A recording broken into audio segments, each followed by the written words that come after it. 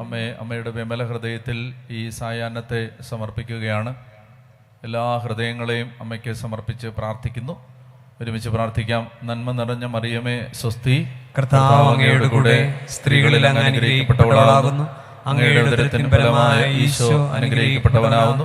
പരിശുദ്ധ മറിയമേ തമ്പുരാന്റെ അമ്മേ, പാപികളായ ഞങ്ങൾക്ക് വേണ്ടി ഇപ്പോഴും ഞങ്ങളുടെ മരണസമയത്തും തമ്പുരാനോട് അപേക്ഷിച്ചു കൊള്ളണമേ. ആമേൻ. ഒരിക്കൽ കൂടി ദേശം മുഴുവനെയും അമ്മയ്ക്ക് സമർപ്പിച്ച് പ്രാർത്ഥിക്കാം. നന്മ നിറഞ്ഞ മറിയമേ സ്വസ്തി, കർത്താവ് അങ്ങയുടെ കൂടെ സ്ത്രീകളിൽ അങ്ങ് അനുഗ്രഹിക്കപ്പെട്ടവളാകുന്നു. അങ്ങയുടെ ഉദരത്തിൻ ഫലമായ ഈശോ അനുഗ്രഹിക്കപ്പെട്ടവനാകുന്നു. പരിശുദ്ധ മറിയമേ തമ്പുരാന്റെ അമ്മേ, പാപികളായ ഞങ്ങൾക്ക് വേണ്ടി ഇപ്പോഴും ഞങ്ങളുടെ മരണസമയത്തും തമ്പുരാനോട് അപേക്ഷിച്ചു കൊള്ളണമേ. ആമേൻ. തിരുസഭയ്ക്ക് വേണ്ടി പ്രാർത്ഥിക്കാം. ഒരുമിച്ച് നന്മ നിറഞ്ഞ മറിയമേ സ്വസ്തി, കർത്താവ് അങ്ങയുടെ കൂടെ സ്ത്രീകളിൽ അങ്ങ് അനുഗ്രഹിക്കപ്പെട്ടവളാകുന്നു. അങ്ങയുടെ ഉദരത്തിൻ ഫലമായ ഈശോ അനുഗ്രഹിക്കപ്പെട്ടവനാകുന്നു. പരിശുദ്ധ മറിയമേ തമ്പുരാന്റെ അമ്മേ, പാപികളായ ഞങ്ങൾക്ക് വേണ്ടി ഇപ്പോഴും ഞങ്ങളുടെ മരണസമയത്തും തമ്പുരാനോട് അപേക്ഷിച്ചു കൊള്ളണമേ. ആമേൻ. പിതാവിനും പുത്രനും പരിശുദ്ധാത്മാവിനും സ്തുതി, ആദിയിലെ പോലെ ഇപ്പോഴും എപ്പോഴും നീക്കും. ആമേൻ. ഈശോമിശിഹായി സ്തുതിയായിരിക്കട്ടെ. എപ്പോഴും സ്തുതിയായിരിക്കട്ടെ. ഇരിക്കാം. കരങ്ങളടിച്ച് ഈശോയ്ക്ക് നന്ദി പറയാം. ഹല്ലേലൂയ. സന്തോഷമായിട്ടിരിക്കുക. നമ്മൾ കർത്താവിൻ്റെ വചനം അല്പസമയം ധ്യാനിക്കുകയാണ്. ബൈബിള് കൊണ്ടുവന്നോ?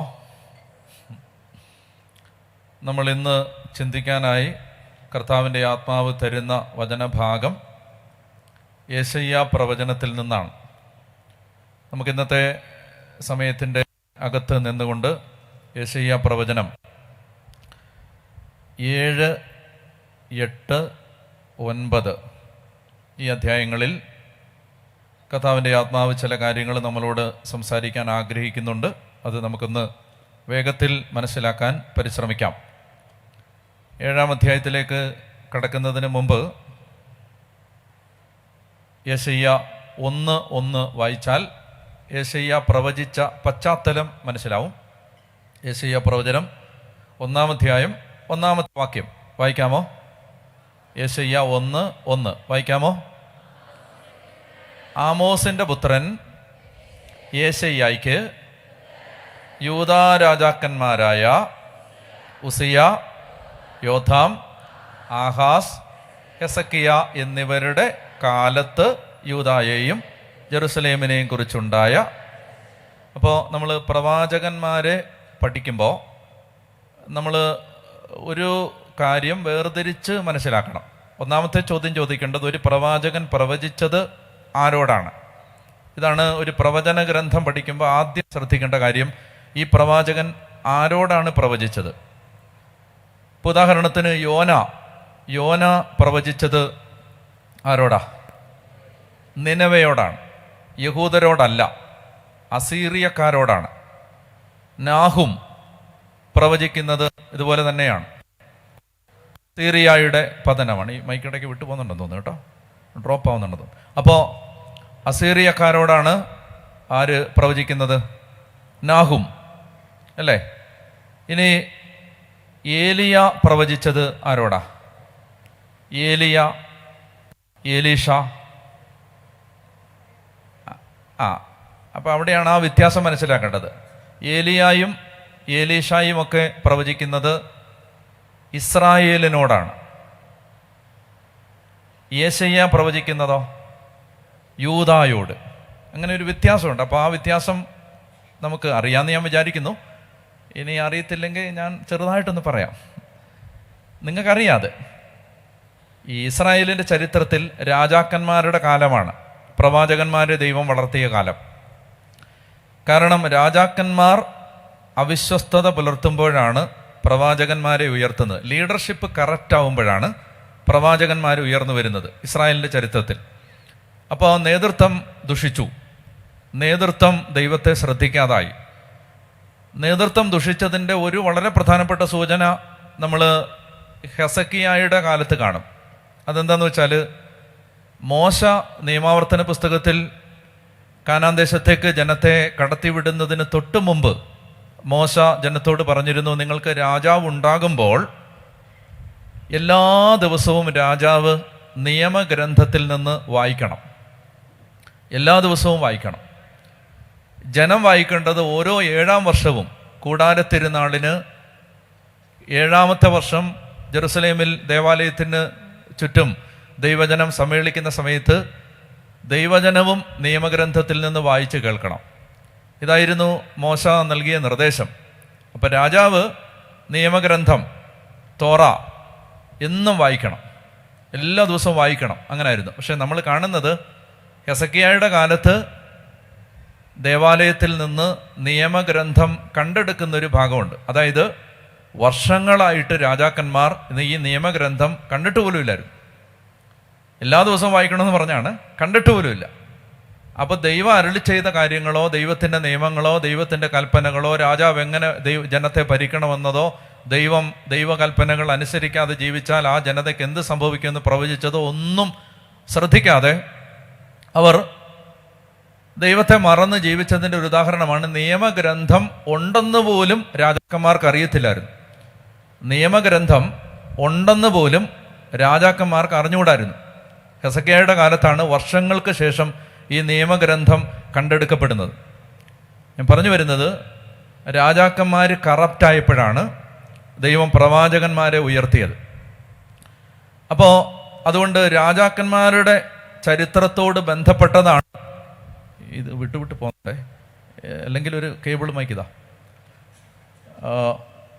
രാജാക്കന്മാരുടെ ചരിത്രത്തോട് ബന്ധപ്പെട്ടതാണ് എന്ത്? പോയി നിങ്ങൾ മൈക്കിനകത്തിരിക്കുക.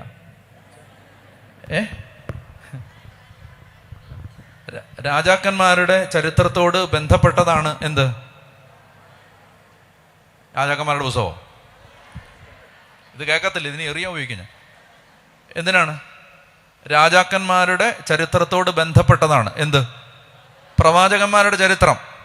അതുകൊണ്ട് പ്രവാചകന്മാരുടെ പുസ്തകങ്ങൾ പഠിക്കുമ്പോൾ രാജാക്കന്മാരുടെ ചരിത്രം അതിൻ്റെ ബാക്ക്ഗ്രൗണ്ടായിട്ട് തലയിലുണ്ടെങ്കിലേ ഇത് ഏത് സാഹചര്യത്തിലാണ് ഇങ്ങനെ പറഞ്ഞതെന്ന് മനസ്സിലാവത്തുള്ളൂ. അത് പിടി കിട്ടിയോ? അപ്പോൾ രാജാക്കന്മാരുടെ ചരിത്രം പെട്ടെന്ന് ഞാൻ പറയാം, വേഗം. ആദ്യത്തെ രാജാവ് അക്ബർ. ആദ്യത്തെ രാജാവ് സാവൂൾ. രണ്ടാമത്തെ രാജാവ് ദാവീദ്. മൂന്നാമത്തേത് സോളമൻ. മൂന്നാമത്തേത് സോളമൻ. സോളമൻ്റെ കാലം, ദാവീദിൻ്റെ കാലം മുതൽ തന്നെ ഈ ദേശം ഒരു വഴക്കിനകത്ത് പെട്ടിരുന്നു.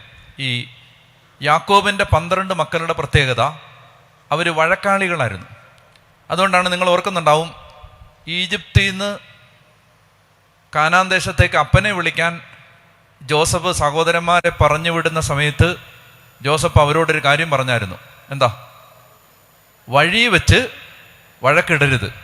അങ്ങനെ പറഞ്ഞാൽ വിടുന്നേ, വഴി വെച്ച് വഴക്കിടരുത്. കാരണം എന്താണെന്നറിയാം, ഈ സഹോദരന്മാർ കലഹപ്രിയരാണ്, ഇപ്പോഴും വഴക്കിടുന്നവരാണ്. അതുകൊണ്ടാണ് ദൈവം കാനാൻ ദേശത്ത് എത്തിക്കഴിഞ്ഞിട്ട് ഇവരെ ഇടകലർത്തി താമസിപ്പിക്കാത്തത്. ഓരോരുത്തർക്കും ഓരോ സ്ഥലം വീതിച്ചു കൊടുത്തത് വഴക്കിടാതിരിക്കാനാണ്. പക്ഷേ ഇങ്ങനെ സ്ഥലം വീതിച്ച് കിട്ടിക്കഴിഞ്ഞ് ദാവീദിൻ്റെ കാലം എത്തിക്കഴിഞ്ഞപ്പോഴേക്കും രാജ്യം മുഴുവൻ, ദേശം മുഴുവൻ, കാനാൻ ദേശം മുഴുവൻ പിടിച്ചടക്കി ദാവീദിൻ്റെ കയ്യിൽ ഭരണം എത്തിക്കഴിഞ്ഞ സമയം മുതൽ തന്നെ ഈ ഗോത്രങ്ങൾ തമ്മിൽ വഴക്കുണ്ട്. ആ വഴക്ക് നമ്മൾ കാണുന്നത്, നിങ്ങൾക്ക് ബൈബിൾ പരിചയമുണ്ടെന്ന് ഞാൻ വിചാരിക്കുന്നു. അതായത് ന്യായാധിപന്മാരുടെ പുസ്തകത്തിൻ്റെ അവസാനത്തെ ഭാഗത്തേക്ക് എത്തുമ്പോൾ, വായിക്കണ്ട, ഒരു ഗോത്രം കംപ്ലീറ്റ് ഇല്ലാതാവുന്നൊരു സ്റ്റേജായി. ഏത് ഗോത്രമാണ്? ബെഞ്ചമിൻ ഗോത്രം. കാരണം സഹോദരന്മാർ അങ്ങോട്ടും ഇങ്ങോട്ടും വഴക്കിടുകയാണ്. അങ്ങനെ വഴക്കിട്ട് ബെഞ്ചമിൻ ഗോത്രം അത് വൈപ്പ് ഔട്ട് ചെയ്യപ്പെടുന്ന ഒരു സ്റ്റേജ് വരെ വന്നു. പറഞ്ഞു വരുന്നത്, ഇവർ തമ്മിൽ കലഹമുണ്ട്. അപ്പോൾ ഈ കലഹത്തിന് ജിയോഗ്രഫിക്കലായ ഒരു കാരണം ഉണ്ടായിരുന്നു, ഭൂമിശാസ്ത്രപരമായ ഒരു കാരണം ഉണ്ടായിരുന്നു. ആ കാരണം എന്താണെന്ന് വെച്ചാൽ, ഈ രാജ്യം ഇങ്ങനെ കിടക്കുന്നത് ഒരു പ്രത്യേക രീതിയിലാണ് ഇതിൻ്റെ വിഭജനം വന്നിരിക്കുന്നത്. ഇപ്പം നമ്മൾ കേരളം ഒരു ഉദാഹരണമാക്കി എടുത്താൽ, നമ്മൾ സാധാരണ പറയാറുള്ള ഒരു വാചകമാണ് കന്യാകുമാരി, കാസർഗോഡ് മുതൽ കന്യാകുമാരി വരെ എന്ന് പറഞ്ഞ പോലെ ബൈബിളിലെ ഒരു പ്രയോഗമാണ് ദാൻ മുതൽ ബർഷേബ വരെ എന്ന് പറഞ്ഞേ. ദാൻ മുതൽ ബർഷേബ വരെ, കന്യാകുമാരി മുതൽ അല്ലെ കാസർഗോഡ് മുതൽ കന്യാകുമാരി വരെ എന്ന് പറയുന്ന പോലാണ് ദാൻ മുതൽ ബർഷേബ വരെ. കേരളം നല്ലൊരു മോഡലാണ് വാഗ്ദത്ത ദേശം മനസ്സിലാക്കാൻ. ഇത്തിരി ഡ്രൈ ആവും ആദ്യം, പക്ഷേ ആ ഡ്രൈ ആവും, എനിക്കറിയാം. ഇപ്പം ഞാൻ പറയാൻ പോകുന്ന കാര്യം ഇത്തിരി ഡ്രൈ ആവും, പക്ഷെ അത് പഠിച്ചാലേ ഇനിയുള്ളത് പഠിക്കാൻ പറ്റൂ. അതുകൊണ്ട് ഞാൻ അതിൻ്റെ ജിയോഗ്രഫി വിശദീകരിക്കാൻ പോവാണ്. ബൈബിള് പഠിക്കുമ്പോൾ സാധാരണ പറയാറുണ്ട്, the geography of Israel is the 5th gospel എന്ന് പറയാറുണ്ട്. അതായത് ഇസ്രായേലിൻ്റെ ഭൂമിശാസ്ത്രം 5ാമത്തെ സുവിശേഷമാണ്. ഭൂമിശാസ്ത്രം പഠിച്ചാൽ തന്നെ ഒത്തിരി കാര്യങ്ങൾ മനസ്സിലാവും. അപ്പം അതുകൊണ്ട് ജിയോഗ്രഫി പഠിക്കാം. ഇത്തിരി മടുപ്പ് വരും. ഞാൻ ആദ്യം പറയുകയാണ്, മുൻകൂർ ജാമ്യം എടുക്കുകയാണ്, ആൻറ്റിസിപ്പേറ്ററി ബെയിൽ എടുക്കുകയാണ്. നിങ്ങൾ സഹകരിക്കുമോ? ഇല്ലെങ്കിൽ ഞാൻ മറ്റേ പറയാം, സക്കേവൂസ് മരത്തിൻ്റെ ഇടയിലൂടെ നോക്കിയതും കണ്ടതും ഇറങ്ങി, അതൊക്കെ എളുപ്പമുണ്ട് എനിക്ക്. ഏത് വേണം? ഇത് പറയട്ടെ? ഓക്കെ. അപ്പോൾ ഒരു വാക്ക് ഞാൻ പറയാതെ ഓർത്തിരിക്കണം, ഫെർട്ടൈൽ ക്രസൻറ്റ്. പറഞ്ഞേ എന്ന് പറഞ്ഞാൽ മനസ്സിലാവുമല്ലോ. ഫെർട്ടൈൽ ക്രസൻറ്റ് എന്ന് പറഞ്ഞാൽ ഫലഭൂയിഷ്ടമായ ക്രസൻറ്റ് എന്ന് പറയുന്നതിൻ്റെ കാരണം അതിങ്ങനെ ചന്ദ്രക്കലയുടെ മാതൃകയിലായിരുന്നു. ചന്ദ്രക്കല, ഹലോ, മനസ്സിലായെങ്കിൽ മനസ്സിലായെന്നൊരു എക്സ്പ്രഷൻ കാണിക്കണം. ചന്ദ്രക്കല എന്ന് പറയുമ്പോൾ ഇങ്ങനെ ഇരുന്നാൽ എനിക്ക് ഒന്നും മനസ്സിലാവത്തില്ല. ചന്ദ്രക്കല എന്ന് പറഞ്ഞാൽ മനസ്സിലായോ? അപ്പോൾ ആ ക്രസൻറ്റിൻ്റെ മോഡലിലാണ് ഈ ജിയോഗ്രഫി കിടക്കുന്നത്. ഏത്? വാഗ്ദത്ത നാട് കിടക്കുന്നത്. അപ്പം ഇതിനെ മൊത്തത്തിൽ വിളിച്ചിരുന്ന പേര് മെസോപ്പൊട്ടേമിയ എന്നാണ്. മെസോപ്പൊട്ടേമിയ, ആ വാക്ക് കേട്ടിട്ടുണ്ടല്ലോ? ഉണ്ട്. ആ പേരിൻ്റെ അർത്ഥം നദികൾക്കിടയിലെ കര എന്നാണ്. ദ ലാൻഡ് ബിറ്റ്വീൻ റിവേഴ്സ് എന്നാണ് ഈ മെസോപ്പൊട്ടേമിയ എന്ന് പറഞ്ഞ വാക്കിൻ്റെ അർത്ഥം. ഹലോ, ബൈബിളും ഇല്ല, നോട്ട്ബുക്കും ഇല്ല. നിങ്ങൾ ഒരു 17ാമത്തെ മിനിറ്റിൽ ഞാൻ വാതു വെക്കാം, നിങ്ങൾ ഉറങ്ങിയിരിക്കും. ഇത് വല്ലതും എഴുതണം, മെസോപ്പൊട്ടേമിയ, അന്നേരം ഉറക്കം വരത്തില്ല. ഒന്നാമത് മെസോപ്പൊട്ടേമിയ എന്ന് എഴുതാൻ തന്നെ നീ പാടുപെടും. സ്പെല്ലിങ് ഇംഗ്ലീഷിൽ എഴുതാൻ പറയാൻ വേണ്ട. അപ്പോൾ അതുകൊണ്ട് ഇതൊക്കെ വല്ലതും എഴുതണം, അല്ലെങ്കിൽ ഉറക്കം വരും. ഞാൻ ഈ പറഞ്ഞ വല്ലതും എഴുതിയോ? ദാൻ മുതൽ ബർഷേബ വരെ എഴുതിയോ? എഴുതണം. എഴുതിയില്ലെങ്കിൽ സംഭവം ശരിയാവത്തില്ല. നിങ്ങൾ ബോറടിക്കും, ഞാനും ബോറടിക്കും. അപ്പോൾ ഫെർട്ടൈൽ ക്രസൻറ്റ് എഴുതിയോ? എവിടെ എഴുതും? ചുരിദാറിൻ്റെ അറ്റത്തോ വല്ലതും എഴുതും. ഒന്നുമില്ലാതെ വന്ന്. Okay, good. ഫെർട്ടൈൽ ക്രസൻറ്റ് എഴുതിയോ? എഴുതി. അപ്പോൾ ഈ ലാൻഡിനെ മൊത്തത്തിൽ, ഈ പ്രദേശത്തെ മുഴുവൻ വിളിക്കുന്ന പേരാണ് മെസോപ്പൊട്ടേമിയ എന്ന് പറഞ്ഞാൽ അതിൻ്റെ അർത്ഥം ഉറക്കെ പറയൂ, ലാൻഡ് ബിറ്റ്വീൻ റിവേഴ്സ് എന്നാണ്. അപ്പം ഇനി അടുത്ത ചോദ്യം, അങ്ങനെയാണെങ്കിൽ ഇത് നദികൾക്കിടയിലെ കരയാണെങ്കിൽ ഏതാണ് ആ നദികൾ? 3 നദികളുണ്ട്. ഒന്ന് നൈൽ നദി, ഈജിപ്തിലെ നൈൽ നദി. പിന്നെ ടൈഗ്രിസ്, യൂഫ്രട്ടീസ്. അപ്പോൾ പഠിച്ചേ പറ്റൂ. ഇനിയിപ്പോൾ വേറെ അങ്ങനെ തലയെറിഞ്ഞിട്ടൊന്നും കാര്യമൊന്നുമില്ല, പഠിച്ചേ പറ്റൂ. എന്തൊക്കെയാണ്? Mesopotamia means land between rivers. Which are the rivers? അങ്ങനെ അങ്ങോട്ട് പറ. Nile, Tigris. അപ്പോൾ ഇങ്ങനെ എന്നെ കാണാവോ? അപ്പോൾ ഇങ്ങനെ ചന്ദ്രക്കല. അപ്പം നിങ്ങൾ ഇങ്ങനെയാണ് അതിൻ്റെ ആകൃതി മനസ്സിൽ കാണേണ്ടത്. വരച്ചൊക്കെ കാണിക്കേണ്ടതാണ്. ഇപ്പം അതിന് വകുപ്പില്ലാത്തതുകൊണ്ട് ഇപ്പം ഇങ്ങനെ കണ്ടോണം. ഇത് പണ്ട് ഞങ്ങൾ സ്കൂളിൽ പഠിച്ച സമയത്ത് സയൻസ് ലാബിൽ കൊണ്ടുപോകായിരുന്നു. ഞാൻ വളരെ നാട്ടിൻപുറത്ത് ഒരു കുഗ്രാമം എന്ന് തന്നെ പറയാവുന്നൊരു സ്ഥലമാണ് ഞാൻ ജനിച്ചു വിടുന്ന സ്ഥലം. അപ്പോൾ അവിടെ ഞങ്ങളുടെ സ്കൂളിൽ ലാബിൽ കൊണ്ടുപോയിട്ട് ടീച്ചർ ഒരു കമ്പെടുത്തിട്ട് പറയും, ഇത് ടെസ്റ്റ് ട്യൂബാണെന്ന് വിചാരിക്കുക. ടെസ്റ്റ് ട്യൂബൊക്കെ ഞങ്ങൾ വിചാരിച്ചിട്ടേ ഉള്ളൂ, കണ്ടിട്ടേ ഇല്ല. ഇതൊരു ബീക്കറാണെന്ന് വിചാരിക്കുക. അപ്പം അതുപോലെ വിചാരിക്കുക കേട്ടോ, വേറെ വകുപ്പില്ല. അപ്പം ഇതിൻ്റെ ആകൃതി ഇങ്ങനെ ചന്ദ്രക്കല പോലെ കിടക്കുകയാണ്. അപ്പോൾ നൈൽ നോക്കിക്കോണേ, എൻ്റെ കൈ പോകുന്ന പൊസിഷൻ നോക്കണം. നിങ്ങൾക്ക് അതിൻ്റെ ഈസ്റ്റും വെസ്റ്റും സൗത്തും നോർത്തും ഒക്കെ കിട്ടണമെങ്കിൽ ഇങ്ങനെ നോക്കണം. നൈൽ അതിങ്ങനെ താഴെയാണ്. നൈൽ അവിടെ നിന്ന് ഇങ്ങനെ വരുമ്പോൾ സീനായി പെനിൻസുല, സീനായി അവിടെ നിന്ന് ഇങ്ങനെ മേളിലോട്ട് വരുമ്പോൾ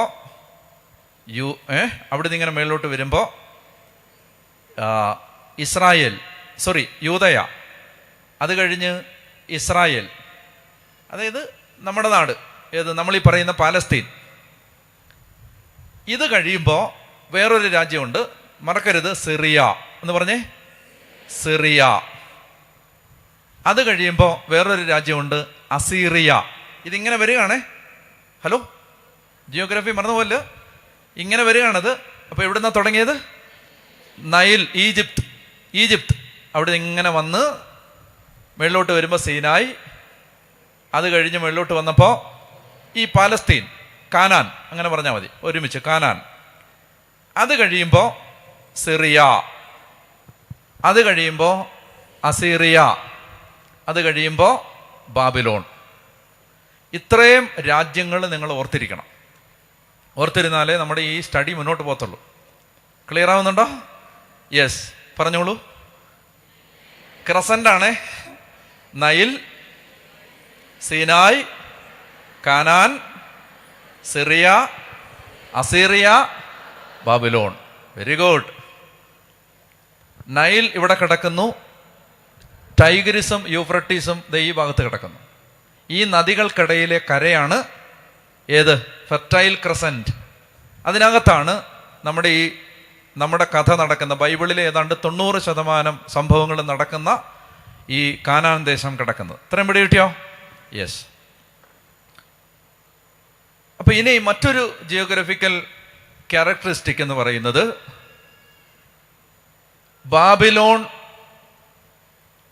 സിറിയയെയോ അസീറിയ സിറിയയെയോ ബാബിലോൺ ഈജിപ്തിനെയോ ആക്രമിക്കണമെങ്കിൽ, ഈജിപ്ത് അസീറിയയെ ആക്രമിക്കണമെങ്കിൽ, ഈജിപ്ത് സിറിയയെ ആക്രമിക്കണമെങ്കിൽ എപ്പോഴും അവർക്ക് ഈ കാനാൻ ദേശത്തൂടെ പോകാൻ പറ്റൂ. ക്രോസ് ഓവർ ചെയ്യണം. ഞാൻ പറയുന്നത് മനസ്സിലാവുന്നുണ്ടോ? അതായത് യഹൂദന്റെ തലേ ചവിട്ടിയിട്ട് അപ്പുറത്തുള്ള രാജ്യത്തെ ആക്രമിക്കാൻ പറ്റത്തുള്ളൂ. ഇപ്പൊ ഏതാണ്ട് പിടികിട്ടുന്നുണ്ടോ? ഈജിപ്തിന്, ഇവിടെ കിടക്കുന്ന ഈ വമ്പൻ സാമ്രാജ്യത്തിന് ബാബിലോണിനെ ആക്രമിക്കണമെങ്കിൽ they need to cross over Judea. അങ്ങനെ പറ്റൂ, വേറെ വകുപ്പില്ല. അതുകൊണ്ട് എപ്പോഴും യുദ്ധഭീഷണിയിലും അരക്ഷിതാവസ്ഥയിലുമാണ് ഈ കൊച്ചു രാജ്യം ജീവിച്ചത്. എപ്പോഴും അവർക്ക്, കാരണം ഇതെല്ലാം, ബാബിലോൺ ഒരു വമ്പൻ സാമ്രാജ്യമാണ്, അസീറിയ മറ്റൊരു വമ്പൻ സാമ്രാജ്യമാണ്, സിറിയ മോശപ്പെട്ടൊരു സാമ്രാജ്യം അല്ല, ഈജിപ്ത് ശക്തമായൊരു സാമ്രാജ്യമാണ്. ഇവർ തമ്മിൽ എപ്പോഴും പരസ്പരം അറ്റാക്ക് ചെയ്തതുകൊണ്ട് ഇതൊരു കീ സ്ട്രാറ്റജിക് പോയിന്റാണ്. ഏത്?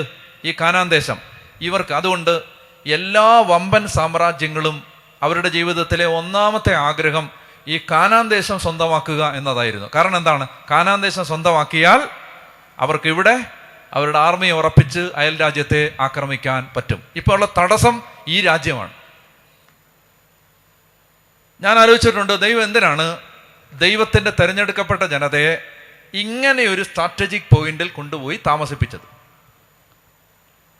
എന്തിനായിരിക്കും? അതായത് ഈ യഹൂദന്, ഇസ്രായേലിനും യൂദായ്ക്കും തങ്ങളുടെ ദൈവമായ കർത്താവിനെ ആശ്രയിച്ചാലല്ലാതെ സർവൈവ് ചെയ്യാൻ പറ്റത്തില്ലായിരുന്നു. If at all they had to survive, they had to depend completely on Lord Almighty.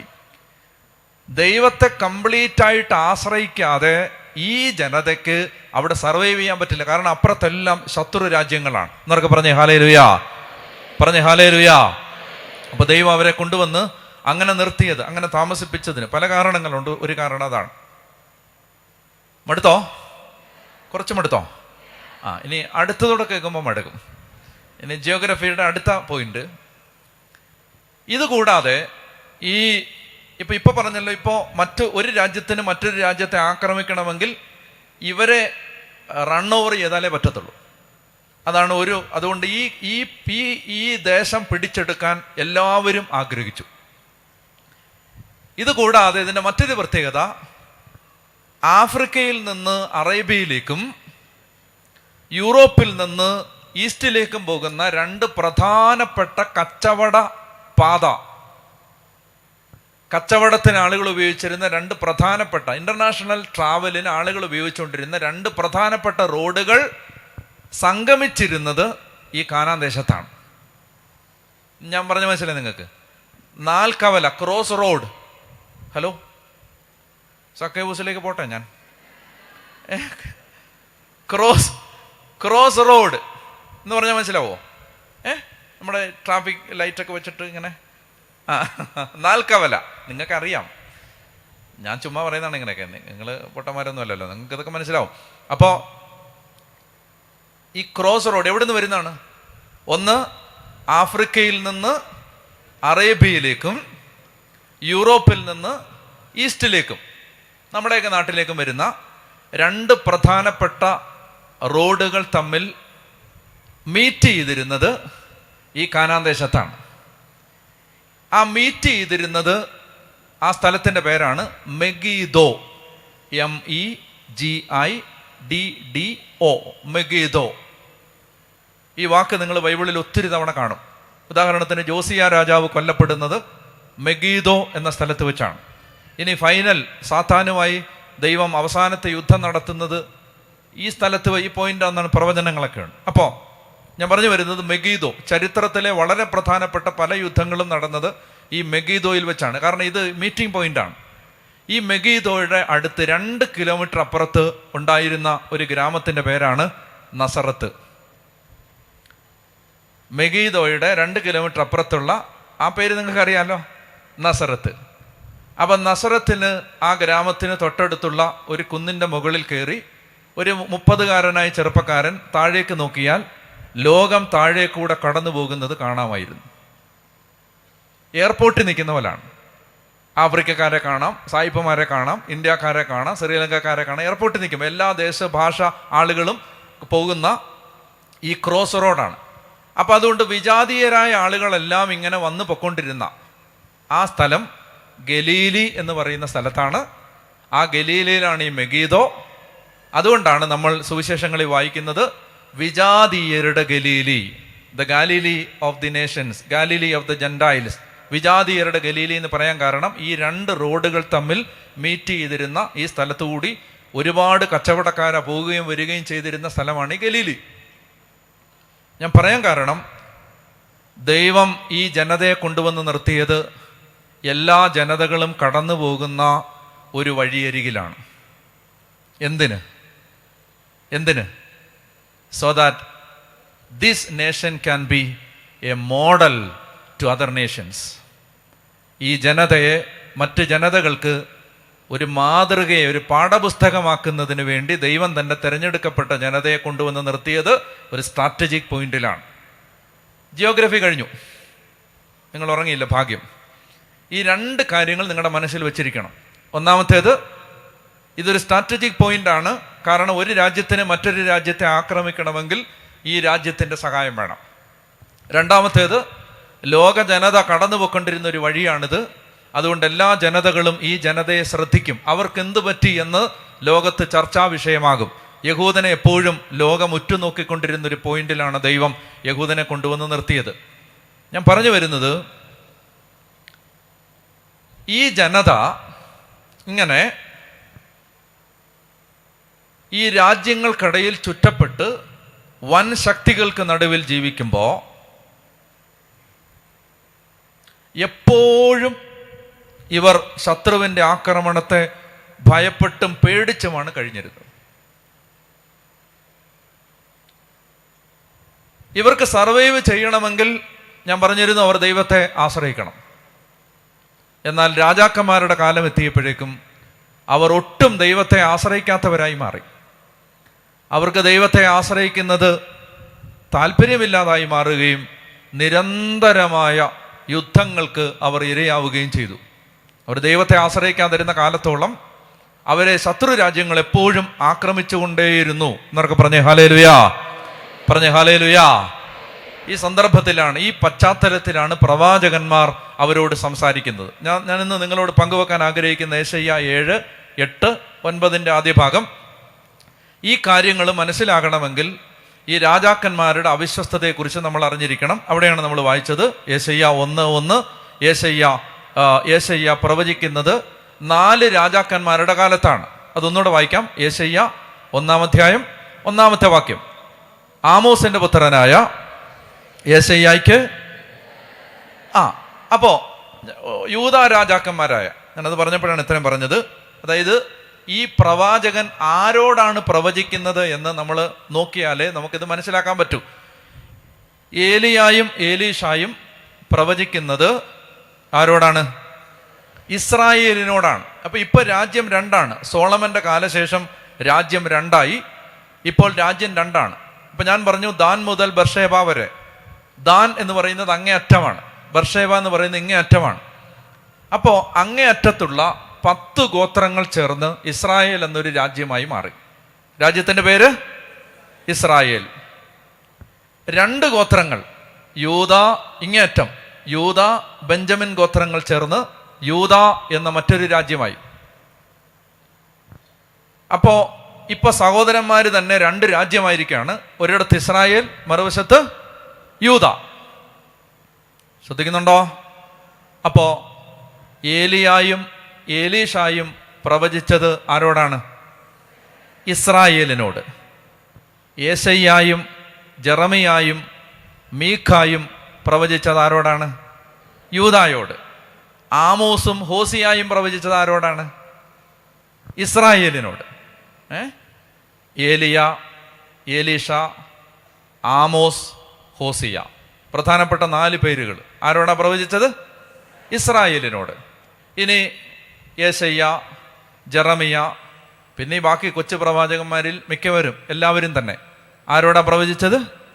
യൂദയ. മടുത്തോ? Yes. അപ്പോ ഇത്രയും നിങ്ങൾ മനസ്സിലാക്കിയിരിക്കുക. യെശയ്യ പ്രവചിക്കുന്നത് ആരോടാണ്? യൂദായോടാണ്. അപ്പൊ യൂദാ രാജാക്കന്മാരായ 4 പേരുടെ കാലത്താണ് യെശയ്യ പ്രവചിക്കുന്നത്. ഏതൊക്കെയാണ് പേരുകൾ? ഒന്ന് വേഗം പറയാം. 1 ഉസിയ, 2 യോഥാം, 3 ആഹാസ്, 4 ഹെസക്കിയ. ഒന്നുകൂടെ പറയാം. ഉസിയ, യോഥാം, ആഹാസ്, ഹെസക്കിയ. ഉസിയ രാജാവിന്റെ കാലത്താണ് യെശയ്യായ്ക്ക് ദൈവത്തിൽ നിന്ന് ഒരു നിയോഗം കിട്ടുന്നത്. അത് നമ്മൾ വായിക്കുന്നത് 6-ാമത്തെ അധ്യായത്തിലാണ്. നിങ്ങൾക്കത് അറിയാം അല്ലേ? ഉസിയ രാജാവ് മരിച്ച വർഷം ദേവാലയത്തിൽ ദൈവമായ കർത്താവ് ഉന്നതമായ സിംഹാസനത്തിൽ ഉപവിഷ്ടനായിരിക്കുന്നത് ഞാൻ കണ്ടു. അതാണ് 6-ാം അധ്യായം. അതിലേക്ക് ഞാൻ പോകുന്നില്ല. അപ്പൊ ഉസിയ രാജാവിന്റെ കാലത്താണ് യെശയ്യായ്ക്ക് എന്താണ്? ദൈവത്തിന്റെ നിയോഗം കിട്ടുന്നത്. പ്രവാചകനാകാൻ നിയോഗം കിട്ടി ഉസിയായുടെ കാലത്ത്. ഉസിയ രാജാവ് മരിച്ചു കഴിഞ്ഞപ്പോൾ ഉസിയയുടെ കാലത്ത് തന്നെ അദ്ദേഹം ശുശ്രൂഷ തുടങ്ങി. പക്ഷേ ദൈവത്തിന്റെ അരുളപ്പാട്, നിയോഗം കിട്ടി അയക്കപ്പെടുന്നത് അദ്ദേഹം ഉസിയ മരിച്ചു കഴിയുമ്പോഴാണ്. മകൻ യോഥാം രാജാവായി കഴിയുമ്പോഴാണ്. ഇനി യോഥാം കഴിഞ്ഞിട്ട് വരുന്ന അടുത്ത രാജാവിന്റെ പേരാണ് ആഹാസ്. ആ പേര് ഒരു 3 പ്രാവശ്യം പറയണം, മറന്നു പോകാതിരിക്കാൻ. ഏതാണ്? ആഹാസ്. ഒന്നുകൂടെ പറയാം. Ahaz, Ahaz. അപ്പോ ഉസിയ, യോഥാം, ആഹാസ്. ആഹാസിന്റെ കാലത്താണ് ഈ സംഭവം നടക്കാൻ പോകുന്നത്, നമ്മൾ വായിക്കാൻ പോകുന്ന സംഭവം. അപ്പൊ നമുക്ക് എടുക്കാം 7-ാമത്തെ അധ്യായം. യൂദാ രാജാവായ ആഹാസിന്റെ കാലത്ത് നടന്ന ഒരു പ്രധാനപ്പെട്ട സംഭവം വായിക്കാം. 7-ാം അധ്യായം 1 മുതലുള്ള വാക്യങ്ങൾ. യൂദാ രാജാവായിരുന്ന, ഉറക്കെ വായിക്കാമോ? ഉസിയായുടെ പുത്രനായ യോഥാമിന്റെ പുത്രൻ ആഹാസിന്റെ കാലത്ത് സിറിയ രാജാവായ റസീനും ഇസ്രായേൽ രാജാവും റമാലിയായുടെ പുത്രനുമായ പെക്കായും ജെറുസലേമിനെതിരെ എന്ന് പറഞ്ഞാൽ എന്താ? ഇങ്ങോട്ട് നോക്കിയേ. ഇപ്പൊ നിങ്ങൾക്ക് ലൊക്കേഷൻ കിട്ടി. എവിടുന്നാ വന്നിരിക്കുന്നത്? ഇവിടുന്നാണോ ഇവിടുന്നാണോ ഇവിടുന്നാണോ ഇവിടുന്നാണോ എവിടുന്നാ വന്നേക്കുന്നത്? Egypt, Sinai, Canaan, Syria. ഏതാണ്ട് ഒരു മുകൾ ഭാഗത്തായിട്ട് വരുന്ന ഈ ചന്ദ്രക്കലയുടെ ഈ ടോപ്പ് ഭാഗത്തായിട്ട് വരുന്ന അവിടെയാണ് സിറിയ. സിറിയ രാജാവും ഇസ്രായേൽ രാജാവും, യൂദായുടെ സഹോദരങ്ങളായ ഇസ്രായേൽ രാജാവും ഒരുമിച്ച് ചേർന്ന് യൂദായ്ക്കെതിരെ യുദ്ധത്തിന് വരികയാണ്. ക്ലിയറായോ? സിറിയ രാജാവ് റസീൻ അല്ലേ? ഇങ്ങനെയുള്ള പേര് എന്താണ്? റസീൻ. ഇസ്രായേൽ രാജാവും റമാലിയായുടെ പുത്രനുമായ പെക്ക. അപ്പൊ റസീനും പെക്കായും യൂദായ്ക്കെതിരെ യുദ്ധത്തിന് വരികയാണ്. അടുത്ത വാക്യം, എന്നാൽ അവർക്കതിനെ കീഴടക്കാൻ കഴിഞ്ഞില്ല. സിറിയ എഫ്രായിമിനോട് സഖ്യം ചെയ്തിരിക്കുന്നു എന്ന് ദാവീദ് ഭവനം അറിഞ്ഞപ്പോൾ കൊടുങ്കാറ്റിൽ വനത്തിലെ വൃക്ഷങ്ങൾ ഇളകുന്നത് പോലെ അവൻ്റെയും ജനത്തിൻ്റെയും ഹൃദയം വിറച്ചു. ലിസൺ, എഫ്രായിം, സിറിയ എഫ്രായിമിനോട് സഖ്യം ചെയ്തു. എഫ്രായിം എന്ന് പറഞ്ഞ എഫ്രായിം ഇസ്രായേൽ, ഇസ്രായേലിനെ വിളിക്കുന്ന, ഇപ്പൊ ഉദാഹരണത്തിന് ബൈബിളിൽ ഇങ്ങനെയുണ്ട്, എഫ്രായിം എൻ്റെ വത്സലപുത്രൻ. അതാരെ കുറിച്ചാണ് പറയുന്നത്? ഇസ്രായേലിനെ കുറിച്ചാണ് പറയുന്നത്. അപ്പൊ ചോദ്യം, എന്തുകൊണ്ടാണ് ഇസ്രായേലിനെ എഫ്രായിം എന്ന് വിളിക്കുന്നത്? ആരാണ് എഫ്രായിം? ജോസഫിന്റെ ഒരു മകനാണ് എഫ്രായിം. എന്തുകൊണ്ടാണ് ഇസ്രായേലിനെ മൊത്തം എഫ്രായിം എന്ന് വിളിക്കുന്നത്? 2 കാരണമുണ്ട്. ഒന്നാമത്തെ കാരണം, ഈ കൂട്ടത്തിലെ ഏറ്റവും വലിയ ഗോത്രമായിരുന്നു, ഈ 10 ഗോത്രങ്ങളിലെ ഏറ്റവും വലിയ ഗോത്രമായിരുന്നു എഫ്രായിം ഗോത്രം. Reason number 1. റീസൺ നമ്പർ 2, ഇസ്രായേലിലെ ആദ്യത്തെ രാജാവ് ആരായിരുന്നു? ഇസ്രായേലിലെ, സൗളല്ല, അത് മൊത്തം ഇസ്രായേൽ പിരിഞ്ഞു കഴിഞ്ഞപ്പോൾ ആദ്യത്തെ രാജാവ് ജെറോബോവാം. ആ പേരെന്ന് പറഞ്ഞേ, ജെറോബോവാമാണ് ഇസ്രായേലിന്റെ ആദ്യത്തെ രാജാവ്. ആ രാജാവ് എഫ്രായിം വംശജനായിരുന്നു. അയാൾ ഏത് ഗോത്രത്തിൽപ്പെട്ട ആളാണ്? എഫ്രായിം. അതുകൊണ്ടാണ് ഇസ്രായേലിനെ മുഴുവൻ വിളിച്ചിരുന്നത് എഫ്രായിം എന്ന്. കിട്ടിയോ? യെസ്. അപ്പോ ഇസ്രായേൽ മറ്റൊരു പേരാണ് എഫ്രായിം. എഫ്രായിം, സിറിയായും എഫ്രായിം സഖ്യം ചെയ്തിരിക്കുന്നു എന്ന് ദാവീദ് ഭവനം എന്ന് പറഞ്ഞപ്പോൾ ആരെയാണ് ഉദ്ദേശിക്കുന്നത്? യൂദയ എന്ന് യൂദയ അറിഞ്ഞപ്പോൾ, വായിക്കാം, 2ാമത്തെ വാക്യം വായിച്ച്, സിറിയ എഫ്രായിമിനോട് സഖ്യം ചെയ്തിരിക്കുന്നു എന്ന് ദാവീദ് ഭവനം അറിഞ്ഞപ്പോൾ കൊടുങ്കാറ്റിൽ വനത്തിലെ വൃക്ഷങ്ങൾ ഇളകുന്നത് പോലെ അവൻ്റെയും ജനത്തിൻ്റെയും ഹൃദയം വിറച്ചു. ശ്രദ്ധിക്കുക, ഞാനീ പറഞ്ഞ 7, 8, 9 ഈ അധ്യായങ്ങൾ വായിക്കുമ്പോൾ നമ്മൾ ശ്രദ്ധിക്കുന്ന ഒരു പ്രധാനപ്പെട്ട കാര്യമാണ് പേടിച്ചു, ഭയപ്പെട്ടു, വിറച്ചു തുടങ്ങിയ വാക്കുകൾ. ഭയപ്പെട്ടു. ഭയപ്പെട്ടതിൻ്റെ കാരണം നിങ്ങൾക്കറിയാം. കാരണം ഭയപ്പെടാൻ തക്കവിധം അത്ര അരക്ഷിതമായ, അത്ര ഇൻസെക്യൂറായ ഒരു സ്ഥലത്താണ് അവരെ ദൈവം താമസിപ്പിച്ചിരിക്കുന്നത്. ഈ അയൽ രാജ്യങ്ങൾ അവരെ ആക്രമിക്കാൻ സാധ്യതയുണ്ട്. ഇപ്പോൾ ഇസ്രായേലും സിറിയയും ഒരുമിച്ച് ചേർന്ന് തങ്ങൾക്കെതിരെ യുദ്ധത്തിന് വരുന്നു എന്ന് കേട്ടപ്പോൾ ദാവീദ് ഭവനത്തിന്റെ, യൂദാ രാജ്യത്തിന്റെ രാജാവായ ആഹാസ് ആലില പോലെ വിറച്ചു. അദ്ദേഹം പേടിച്ചു.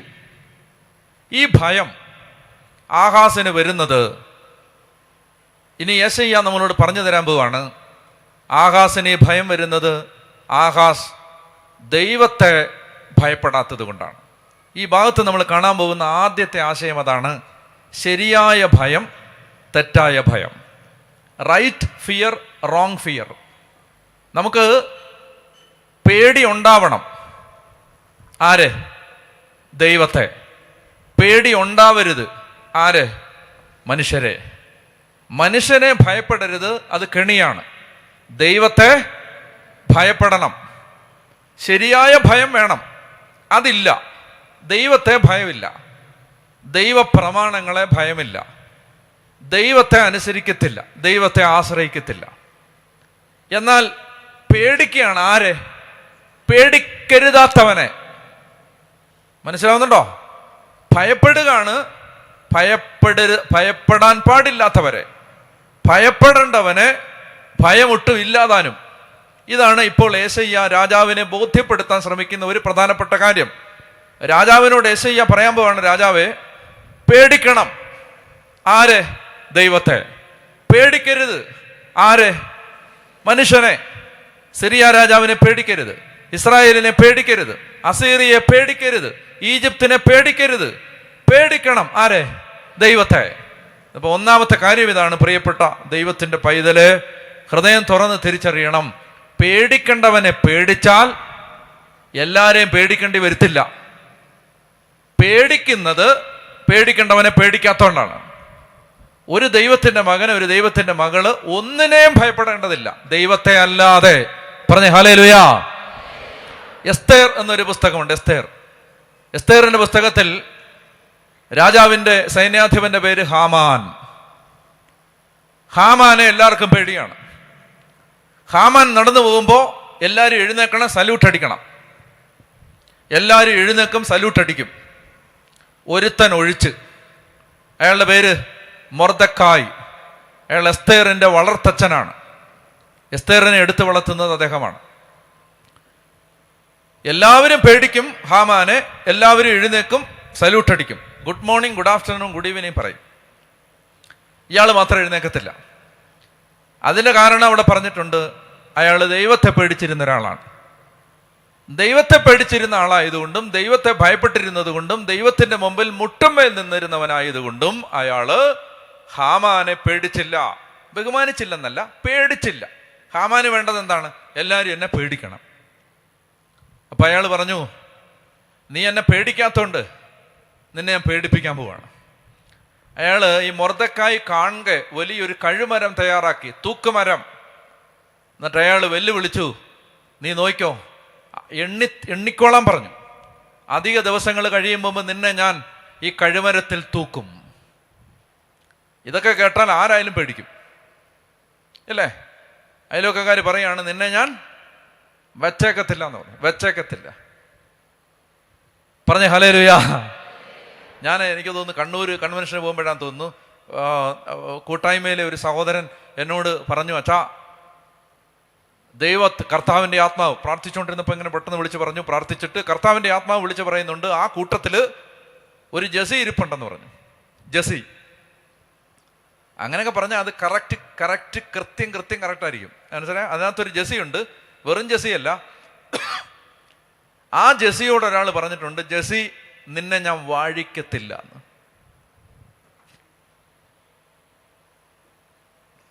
നിങ്ങളൊന്ന് ആലോചിച്ച് നോക്ക്. ജസി പേടിച്ചിരിക്കുകയാണ്. കർത്താവിൻ്റെ ആത്മാവ് പറയാണ്, ജസി നിന്നെ ഞാൻ വാഴിക്കത്തില്ല എന്ന് പറഞ്ഞതിൻ്റെ പേരിൽ, മനുഷ്യൻ പറഞ്ഞതിൻ്റെ പേരിൽ പേടിച്ചിരിക്കുന്ന ജസി, നിന്നെ ഞാൻ തല ഉയർത്തി നിൽക്കാൻ ഇടയാക്കും. നീ പേടിക്കണ്ട. ഹല്ലേലൂയാ. അപ്പൊ നാളെ ചോദിക്കേ, എനിക്ക് ഭയങ്കര തമാശയായിട്ട് തോന്നി. അങ്ങനെ പറയും മനുഷ്യര്, ജസി നിന്നെ ഞാൻ വാഴിക്കത്തില്ല, നീ സമാധാനത്തോടെ ജീവിക്കുമെന്ന് നീ വിചാരിക്കണ്ട, നിന്റെ കുടുംബം രക്ഷപ്പെടുമെന്ന് നീ വിചാരിക്കണ്ട, നിന്റെ മക്കൾ രക്ഷപ്പെടുമെന്ന് നീ വിചാരിക്കണ്ട. നിന്നെ ഞാൻ ഇങ്ങനൊന്നും അല്ല, ഇതിനേക്കാൾ കഠിനമായ വാക്കുകൾ പറയും മനുഷ്യർ. ഒത്തിരി പേർക്ക് പേടിയുണ്ട്. മനുഷ്യന്റെ വാക്കുകളെ പേടിയുണ്ട്, മനുഷ്യനെ പേടിയുണ്ട്, മനുഷ്യന്റെ ഗൂഢാലോചനയെ പേടിയുണ്ട്, നിയമത്തെ പേടിയുണ്ട്. പേടി in the sense wrong fear. ഒരുപാട് ഭയം.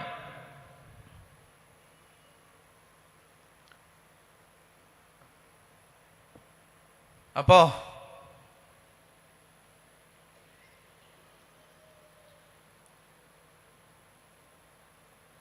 ഹാമാൻ അല്ലേ? മൊർദെഖായി അല്ലേ? അല്ലേ? ആ, ആരുടെ റിലേ പോയത്? നിങ്ങളുടെ ആണോ എൻ്റെ ആണോ?